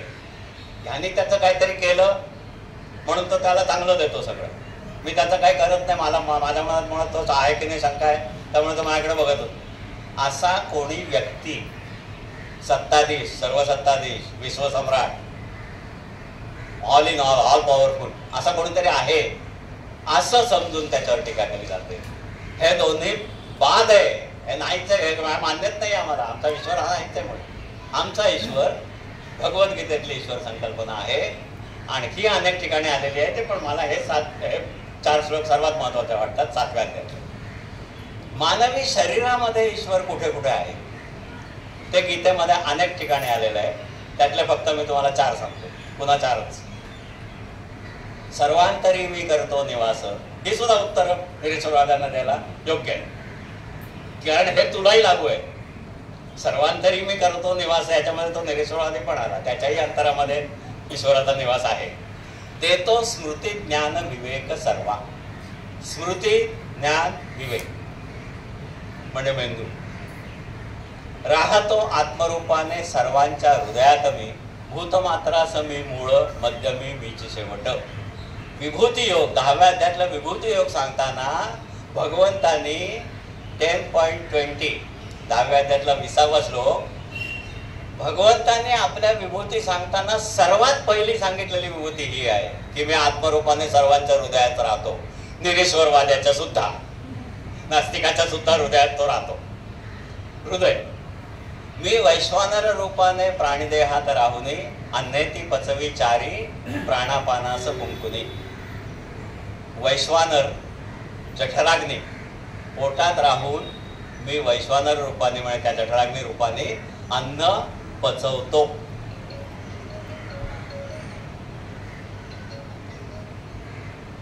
अन्न पचवतो. इथे झालं 3. आणि 4थं सर्वात महत्वाचं म्हणजे त्याच्यात अनेक आहेत, पुन्हा 5 आहेत.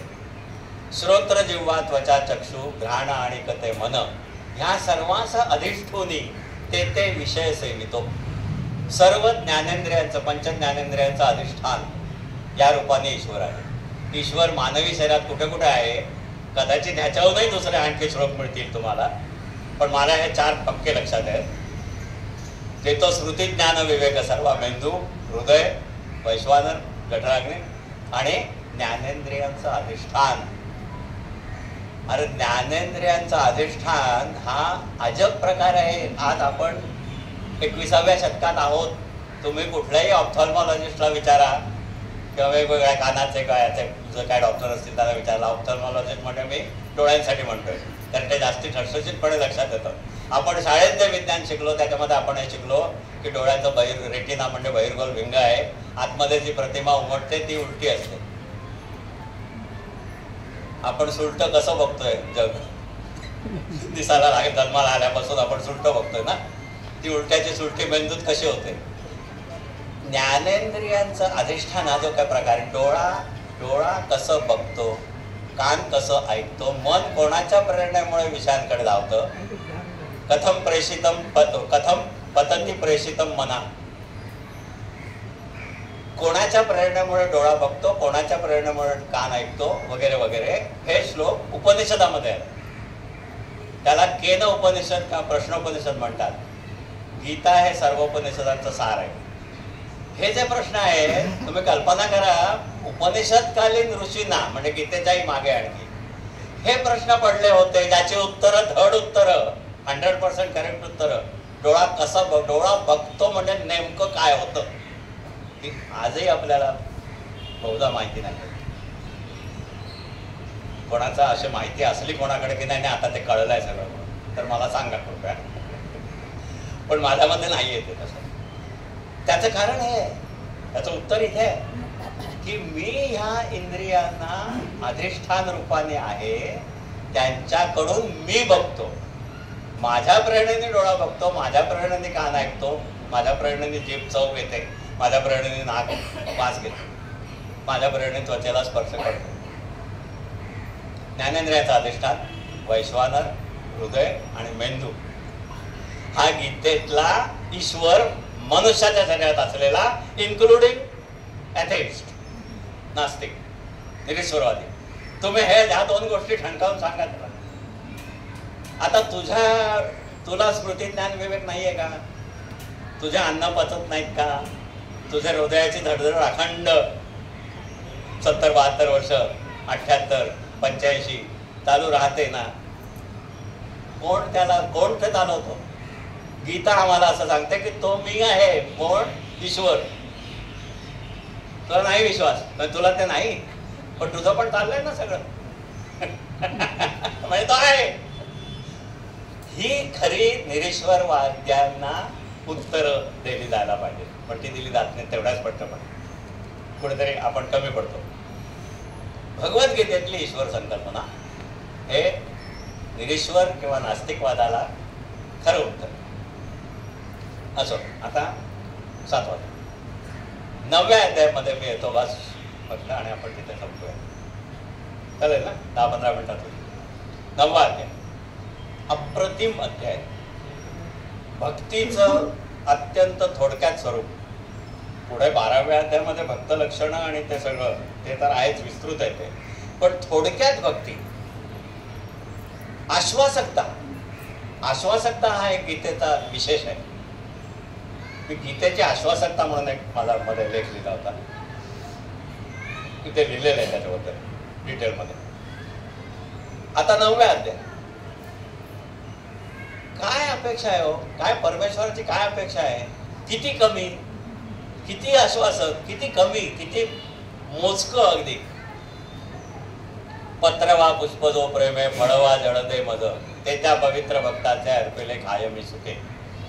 जे खासी होमिसी देसी दे जे आचरिसी तप आम्हाला माहित नाही सोडून द्या. पुढे लगेच उत्तर आहे त्याचं. जे जे आचरिसी तप जे काही करिसी कर्म ते करी मज अर्पण.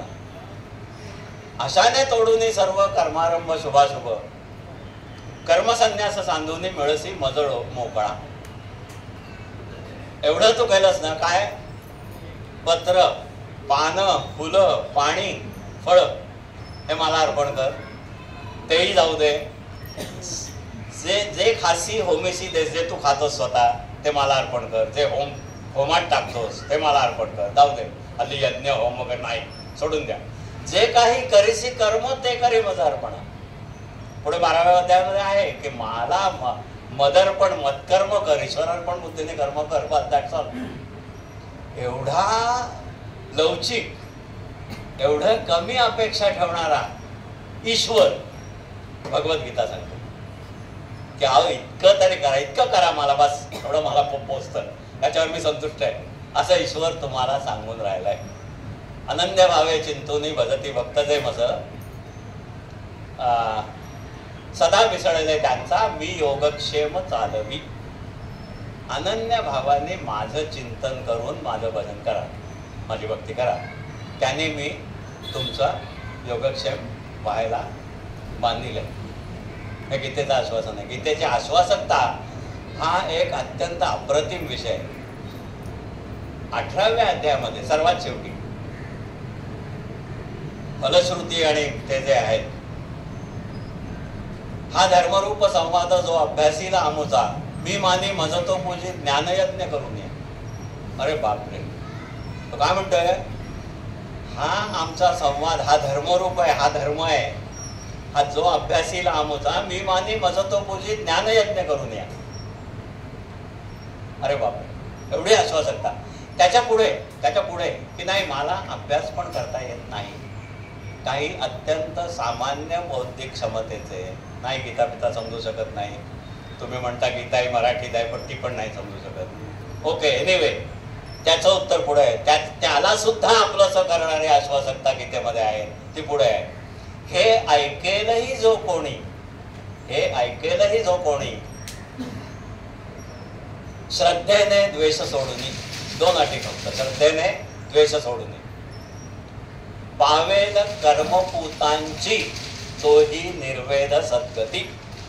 अरे बापरे, किती अपेक्षा, किती माफक अपेक्षा, किती आणखी कमी केलं. अभ्यास धर्मरूप संवाद अभ्यासणं वगैरे जाऊ दे, नाही अभ्यास मला शक्यच नाही.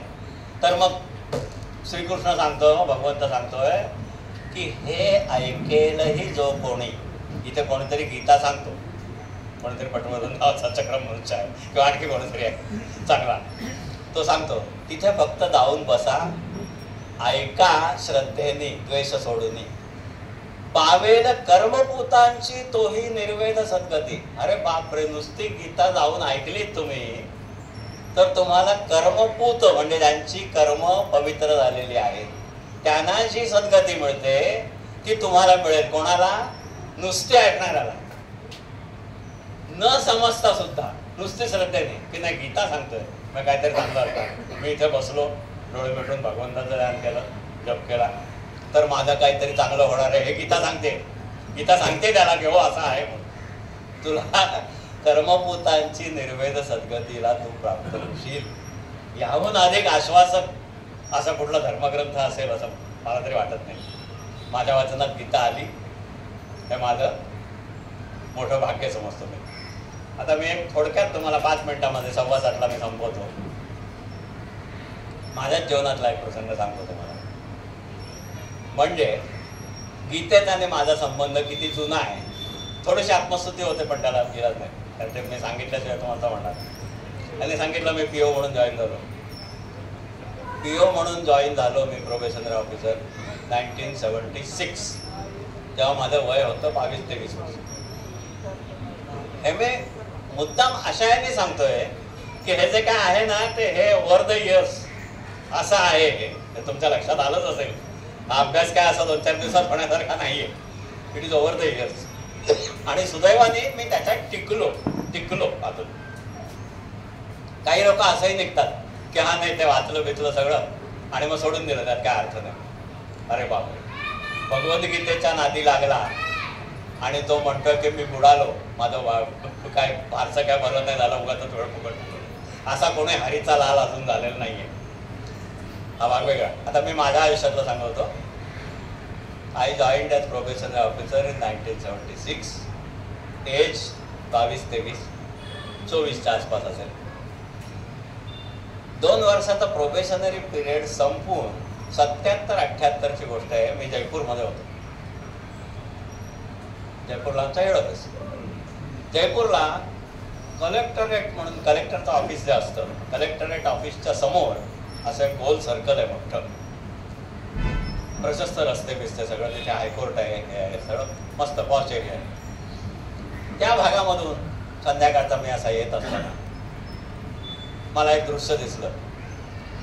तिथे रामकृष्ण मिशनचा मोठा आहे जयपूरमध्ये, सिस्कीम जयपूर त्या भागातच आहे, तो जवळपासच आहे. त्यामुळे ते दृश्य मला दिसलं. रामकृष्ण मिशनच्या त्या मठातला संन्यासी, त्या सेंटरमधला संन्यासी, भगवी वस्त्र घातलेला, वयाने माझ्यापेक्षा कितीतरी मोठा असेल, 40-50 वगैरे अशा बेतातला असेल. मी होतो 22-24 वर्ष. तो रामकृष्ण मिशनचा संन्यासी रस्त्यात चालला होता. जयपूरला फॉरेन टुरिस्ट बरेच असतात, सारखे फिरत असतात. त्यांचे गोरी कातडी आणि ते सगळं त्यांचे उच्चार आणि त्यांची ती स्टाईल आणि त्यांचे केस वगैरे सगळं बघून आपल्या लक्षात येतं आहे फॉरेनर आहे. तसा फॉरेनर एक त्याच्या मागे लागला होता. त्याच्याबरोबर आणखी 1-2 जण होते. तो फॉरेनर, हा फॉरेनर रामकृष्ण मिशनच्या संन्यासाच्या मागे लागला होता एक प्रश्न घेऊन. त्यांचे प्रश्नोत्तर चाललेले होते. त्याने त्याला विचारलं, त्या संन्यासाला, त्या फॉरेनरने विचारलं, how I will get peace, peace, peace, I want peace, how I can achieve peace. मला शांती कशी मिळेल. त्याच्या स्टाईलने उच्चार करत होते म्हणून मी तसा प्रयत्न करतो, पण मला नाही जमणार ते. How I can get piece, हा त्याचा प्रश्न होता. मी बाजूने चाललो होतो. हा प्रश्न ऐकल्याबरोबर माझ्या मनात उत्सुकता निर्माण झाली. त्या संन्यासी त्याचं काय उत्तर देणार आहे. त्या 1-2 सेकंदामध्ये ह्या गोष्टी घडल्या सगळ्या.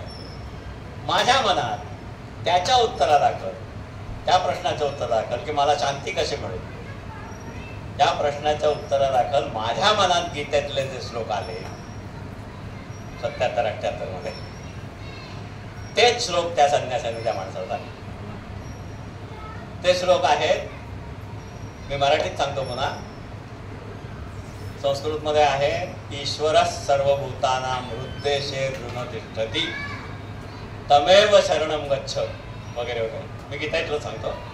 राहिला सर्व भूतांच्या, कारण माझे अत्यंत आवडते श्लोक आहेत, राहिला सर्व भूतांच्या हृदयी परमेश्वर, राहिला सर्व भूतांच्या हृदयी परमेश्वर. त्यात निरेश्वरवादी पण आले म्हणून मी मुद्दाम सर्ववरती जोर देतो. हृदयी परमेश्वर मायेने चाळवी त्यास जणू यंत्रांत घालून, यंत्रारूढा आणि मायया, जणू काही तो यंत्रात घालून त्यांना चालवतोय, चालवतोय, चालवतोय. हे सगळं तो चालवून राहिलाय. मी इथे बोलतोय, तो करतोय, माझ्या आतमध्ये बसून तो करतोय, अशी ती कल्पना. मायेने चाळवी त्यास जणू यंत्रात घालून. त्याच्या पुढचा दुसरा श्लोक, त्या 2 श्लोकांमध्ये उत्तर आहे. त्यातेची सर्व भावे तू जाई शरण पावसी, त्याच्या कृपा बळे थोर शांतीचे स्थान शाश्वत, तत्प्रसादात पराम शांतीम स्थानम प्राप्स्यसी शाश्वतम. हे उत्तर जेव्हा त्या संन्यासाने दिलं की हे श्लोक आहे, तिथे तुला भगवद्गीतेतला शांतीचा मार्ग तुला मिळेल, तेव्हा मी पुढे गेलो. तो संन्यासी बरोबर होता अशी माझी खात्री पडली. आत्मस्तुतीचा दोष सोडून द्या तुम्ही, पण मला हे याच्यासाठी सांगायचं आहे की ओव्हर द इयर्स हे माझं आकर्षण गीतेचं टिकलेलं आहे. त्यामुळे थोडाफार अभ्यास अल्पसा झालेला आहे आणि त्यामुळे आज मी एवढं बोलू शकतो. मला वाटतं इथे मी थांबतो.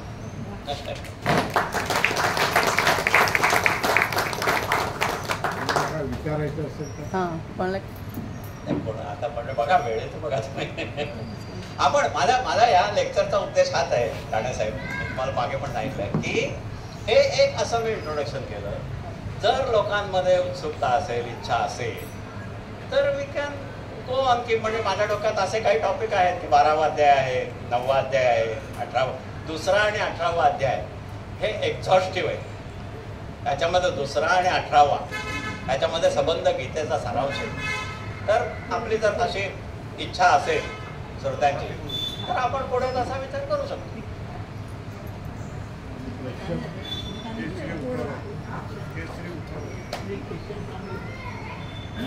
परीने प्रयत्न करेन माझ्या अल्पज्ञानानुसार.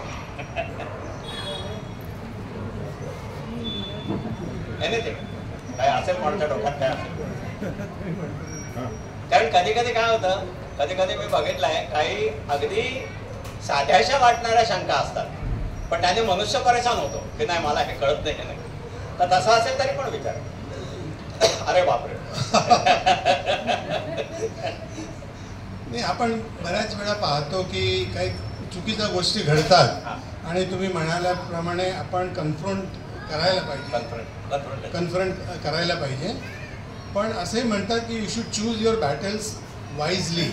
म्हणजे प्रत्येक ठिकाणी आपण हे केलं की नाही हे बरोबर नाही, हे तुम्ही हे करा, पोलीसकडे जा, तिकडे जा, तक्रार करा, इकडे तक्रार करा, तारतम्य पाहिजे. त्यामुळे समजलं मला, बरोबर. नाही तर अदरवाईज तर जिणं मुश्किल आहे, बरोबर. पण जिथे मी काय सांगितलं, विशेषतः स्वजनांचं, जवळच्या लोकांच्या बाबतीत जर असं काय घडलं तर त्याला तरी तुम्ही नीट सल्ला देणार का नाही की नाही बाबा हे तू चुकतोस, का माझा मुलगा आहे म्हणून नाही नाही तो ठीक आहे झाली चूक म्हणून काय झालं, त्याला नाही शिक्षा होता का, मग त्याला वाचवतच पाहिजे. बाप म्हणून माझं कर्तव्य त्याला वाचवणं हे आहे का त्याला चांगल्या मार्गावर आणणं हे आहे. दॅट इज द म्हणजे तो प्रश्न. बाकी सगळीकडेच भांडणात बसायचं नाही, हे बरोबर आहे तुमचं, हे बरोबर आहे.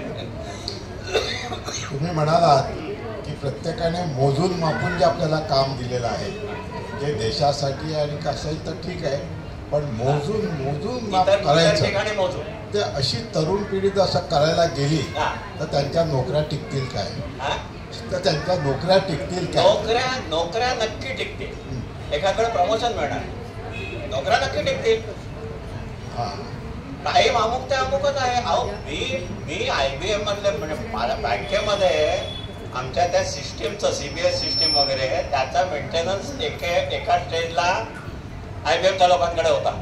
IBM का मायक्रोसॉफ्ट असे कोणतरी होते. तर मी त्यांचं मी बघितलेलं आहे वर्क कल्चर. अरे अमेरिकन लोकांचं वर्क कल्चर मी बघितलं आहे. घड्याळाच्या ठोक्याला 5 वाजल्या मी चाललो होता, उरलेलं उद्या बघितलं. काही नोकऱ्या बिकऱ्या जात नाही. नोकऱ्या जातील ही भीती आहे. बॉसला खुश करायचं ही माझी प्रायोरिटी आहे म्हणून प्रश्न येतो.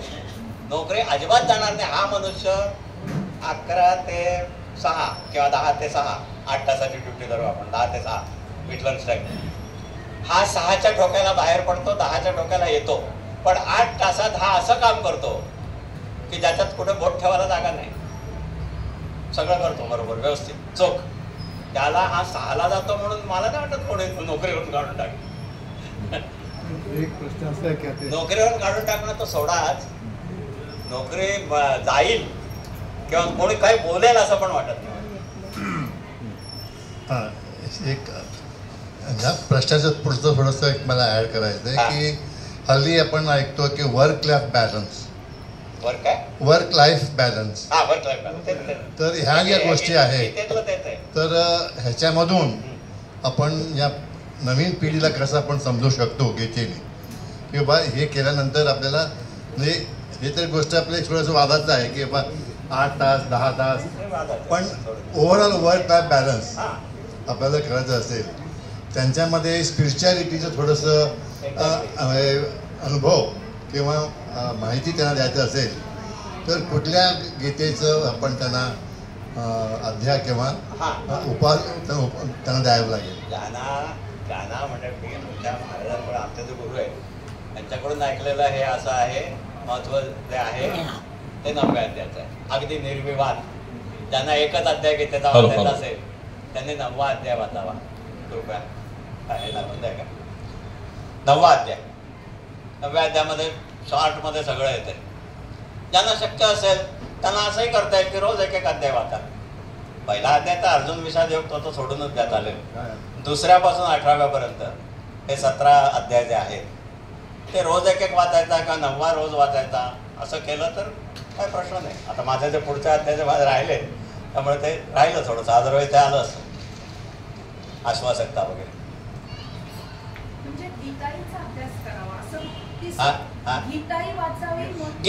गीताईच वाचली तरी चालेल.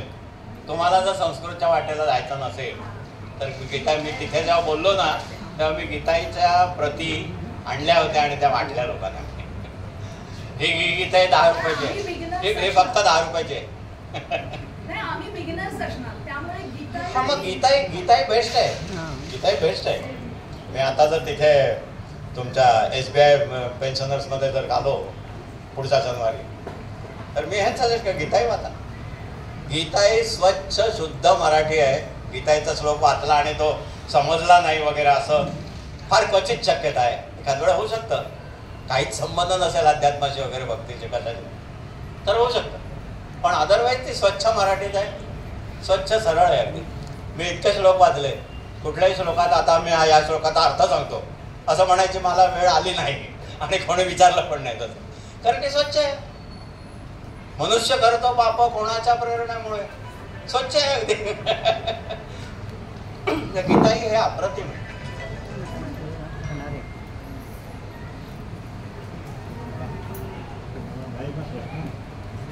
आणि कोणाला काही प्रश्न विचारायचे असेल तर अजून विचार. राणे एक मिनिट भटवर्धन साहेब, तुमचं सगळं अमूल्य सगळं तत्वज्ञान आम्हाला या वयात पट्टे अशातला भाग नाही. शाळेच्या वयात म्हणा, नोकरीच्या असताना गीता काय, गीता रहस्य काय, बस आपली जुलबी ओळख. पण ज्या उद्देशाने त्याचं पठण म्हणा, मनन म्हणा किंवा स्वतः उतरवून घेण्याचं ते आजपर्यंत आम्हाला शक्य झालं नाही. तुम्ही म्हणते आज आम्ही इथे सगळे सिनियर सिटीजन बसलो आहेत, आम्हाला 100% पटलेलं आहे, ह्याच्या पुढे आम्ही जसं वागू.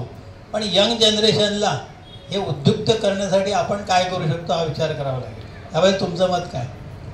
आपण काय करू शकतो म्हणजे असं तर पडेल,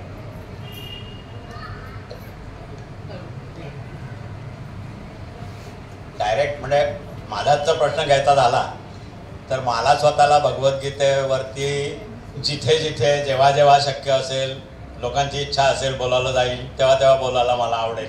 हे मी माझ्याकडून जाहीर करून टाकतो कायमचं. किंवा कोणीही मला फोन करून शंका विचारल्या, भेटून शंका विचारल्या तरी मी सांगू शकेन. माझा ठाम विश्वास आहे की मानवी जीवनातल्या यावत सर्व प्रश्नांची उत्तरं भगवद्गीतेत आहेत. हा माझा ठाम विश्वास आहे. आणि त्याच्यासाठी मी आर्ग्यू जे करायचं एखाद्या तरुणाला वगैरे पटवून की हा हे आहे इथे, त्याचं खरं उत्तर इथे आहे, तू असं करून बघ, तुला अनुभव येतील, एवढी माझी म्हणजे तयारी आहे. बाकी आपण काय करू शकतो तर आपण हेच, आपण आत्ता जसे जमलो. मला माझा SBI मधला एक कॉलेजमधला मित्र आहे दिलीप गोखले म्हणून, त्यांनी या लोकांना इथे पाठवलं. त्यांनी SBI पेन्शनर्स असोसिएशनमध्ये ते असे महिन्यातून काहीतरी एका शनिवारी वगैरे जमतात. तिथे मला मागे पण एकदा माझं झालं होतं, त्याला आता बरेच दिवस झाले, तर त्याला परत आठवण झाली, परत तो एकदा ये. म्हटलं काय बोलू, तर म्हटलं मी त्याला हे सांगितलं की इथे आता मी अत्रेगठ्ठ्यामध्ये बोलणार आहे, तर तुम्ही या, तुम्हाला जर ते आवडलं तर मी ते तिकडे येऊन बोलेन परत. असं माझं चालतं. आता तेही पेन्शनर असोसिएशनच आहे, म्हणजे तेही सिनियरच लोक आहेत. तरुणांना काय सांगायचं, कसं सांगायचं हे त्यांनी मला वाटतं आपल्या घरच्या लेवलवरती जर केलं. हा जो तुमचा प्रश्न जो होता ना की असं जर केलं तर ते म्हणजे मला प्रामाणिकपणे असं वाटतं की नोकरी नाही जाणार, नोकरी टिकेल का नाही असं तुम्ही विचारलं. एवढं भयानक असेल असं मला वाटत नाही. नारळ देताना आता जे मोठ्या प्रमाणावर काही त्या बिझनेसमधल्या उलाढालींमुळे काही कमी जास्त होतं एकदम. आपण ऐकतो की बा अमक्या कंपनीने एकदम एवढ्या जणांना काढलं, मध्ये Amazon चालवतं किंवा असे काही मोठे प्रकार, ते सोडून द्या. पण एरवी मनुष्य 8 तास व्यवस्थित काम करतो, इफिशियंट आहे, नॉलेजेबल आहे, तो केवळ 6ला जातो म्हणून त्याला नोकरी जायची वेळ असं ते मला वाटतं. मला याच्यावर थोडं बोलायचं. हा जो प्रश्न राणीने त्याबद्दल असं आहे की राणीने असं शंका व्यक्त केली की आपल्या त्या मुलांच्या नोकऱ्या जातील की काय. ही शंका अतिशय पुढे असंभव आहे. त्याचं कारण असं आहे की पूर्वी 12-18 तासाची नोकरी वर्किंग अवर 8 तासावर आली आणि ते 6 तासावर येण्याची वेळ आलेली आहे. हे जे मुलं जी 12-18 तास काम करतात ते पूर्वीच्या प्रमाणे करतात आणि पूर्वीप्रमाणे हे भांडवलशाही लोक त्यांना राबवून घेतात. तर वेळात ते जर 6 तास 8 तासावर आले तर नोकऱ्या वाढतील. हा जो 2-4 लाख पगार आहे तो त्यांनी कमी केला तर अनेक लोकांना नोकऱ्या मिळू शकतील. आणि जे बेकारीचं सावट जे पडलेलं आहे सर्वत्र आपण बघतो ते बिलकुल नाहीसं होईल. खरी तर ही वेळ आहे, पण ही कोण करणार, हे सुचवणार कोण, हा मोठा प्रश्न आहे. पूर्वी कम्युनिस्ट लोकांनी हे केलेलं. आपण जे आत्ता जे बोनस किंवा इतर सुट्ट्या वगैरे हे जे आयुष करतो ते केवळ त्यावेळच्या द्रष्ट्या लोकांमुळे. आपल्याला गैरसमज आहे की बोनस हा फक्त प्रोडक्टिव्ह लोकांना मिळतो, तर तसं नाही आहे ते. तर खरोखरच हे म्हणजे जे राज्यकर्ते आहेत वगैरे त्यांनी विचार करण्याची वेळ आहे की हे जे 12-12, 18 तास सकाळी 8:30ला गेले, रात्री कधी 2 वाजता येतील पत्ता नाही, तर ते स्वरूप बदलले पाहिजे आणि त्यांना ठराविक वेळी काम करण्यासाठी उद्युक्त केलं पाहिजे. आणि त्यानंतर मग ज्या काही गॅप निर्माण होईल, आज 3 शिफ्ट आहेत 8 तासाच्या, त्या 4 शिफ्ट करा, 6 शिफ्ट करा आणि सगळ्यांना सामावून घ्या. आणि प्रत्येकाला म्हणजे जे काय पगाराचे पण वाढलेले आहेत ते पण व्यवस्थितपणे नॉर्मल करा, स्टँडर्ड करा. प्रश्न आता संपलाय, पण याने जो प्रश्न विचारला परबने, नवीन जनरेशनला कसं सांगायचं, तर शिक्षण पद्धतीमध्ये जर भगवद्गीता आणली, गोपाळ शेट्टीने केलं होतं मागे, हा, तर ती शक्यता आहे. मला स्टेट बँकेतनं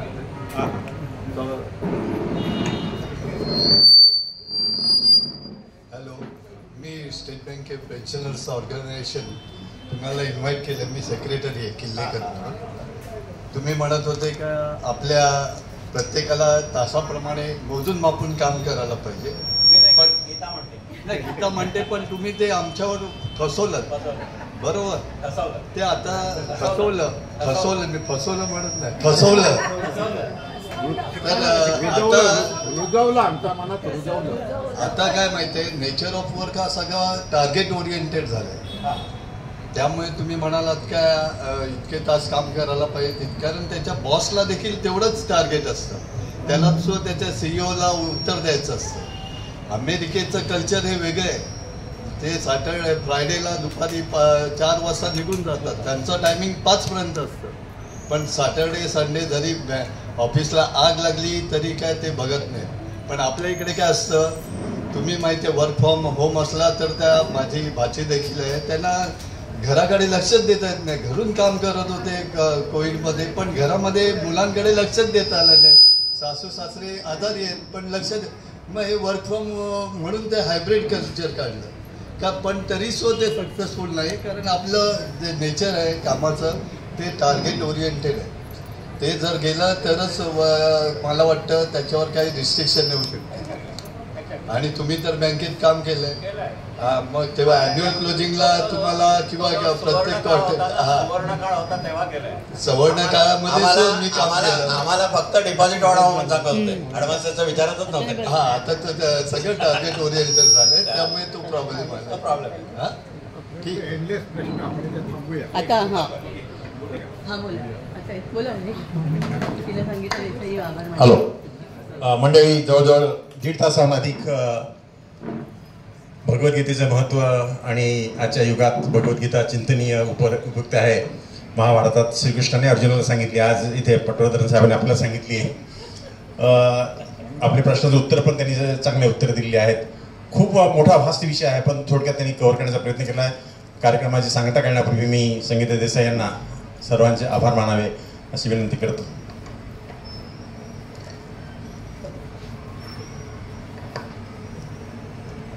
नमस्कार पटवर्धन साहेब. नमस्कार मंडळी. मी तुमच्याकडे बघून समजू शकते की तुम्ही किती भारावून गेलेले आहात. पटवर्धन साहेबांनी आपल्या प्रत्येकाचं बोट हाताला पकडून विचारांच्या एका वेगळ्याच स्तरावर नेऊन आपल्याला उभं केलं आहे. तसंच गीता ही सोप्यात सोपे शब्दामध्ये त्यांनी आपल्या मेंदूपर्यंत आणि आपल्या मनापर्यंत उभी केली आहे. ही प्रत्येकाने कशी घ्यायची हे प्रत्येकाने ठरवावं. बरं, असं आहे ना की आमचा अत्रे कट्टा हा नेहमीच इथे 101 असे छान छान कार्यक्रम ह्या व्यासपीठावर घडवून आणत असतात. आणि त्या एकापेक्षा एक अशा कार्यक्रमांचे तुरे आज अत्रे कट्ट्याच्या डोक्यावर असे आम्ही रोवलेले आहेत। आजचाही कार्यक्रम असाच आहे की जो आम्ही तुरा म्हणून आमच्या अत्रे कट्ट्यावर रोवणार आहोत किंवा रोवलाच आहे। असं आहे की श्री पटवर्धन साहेबांना माझ्या मते वेळ कमी मिळाला किंवा मलाही वाटलं उत्सुकता की अजून काहीतरी सांगायला पाहिजे त्यांनी। साहेब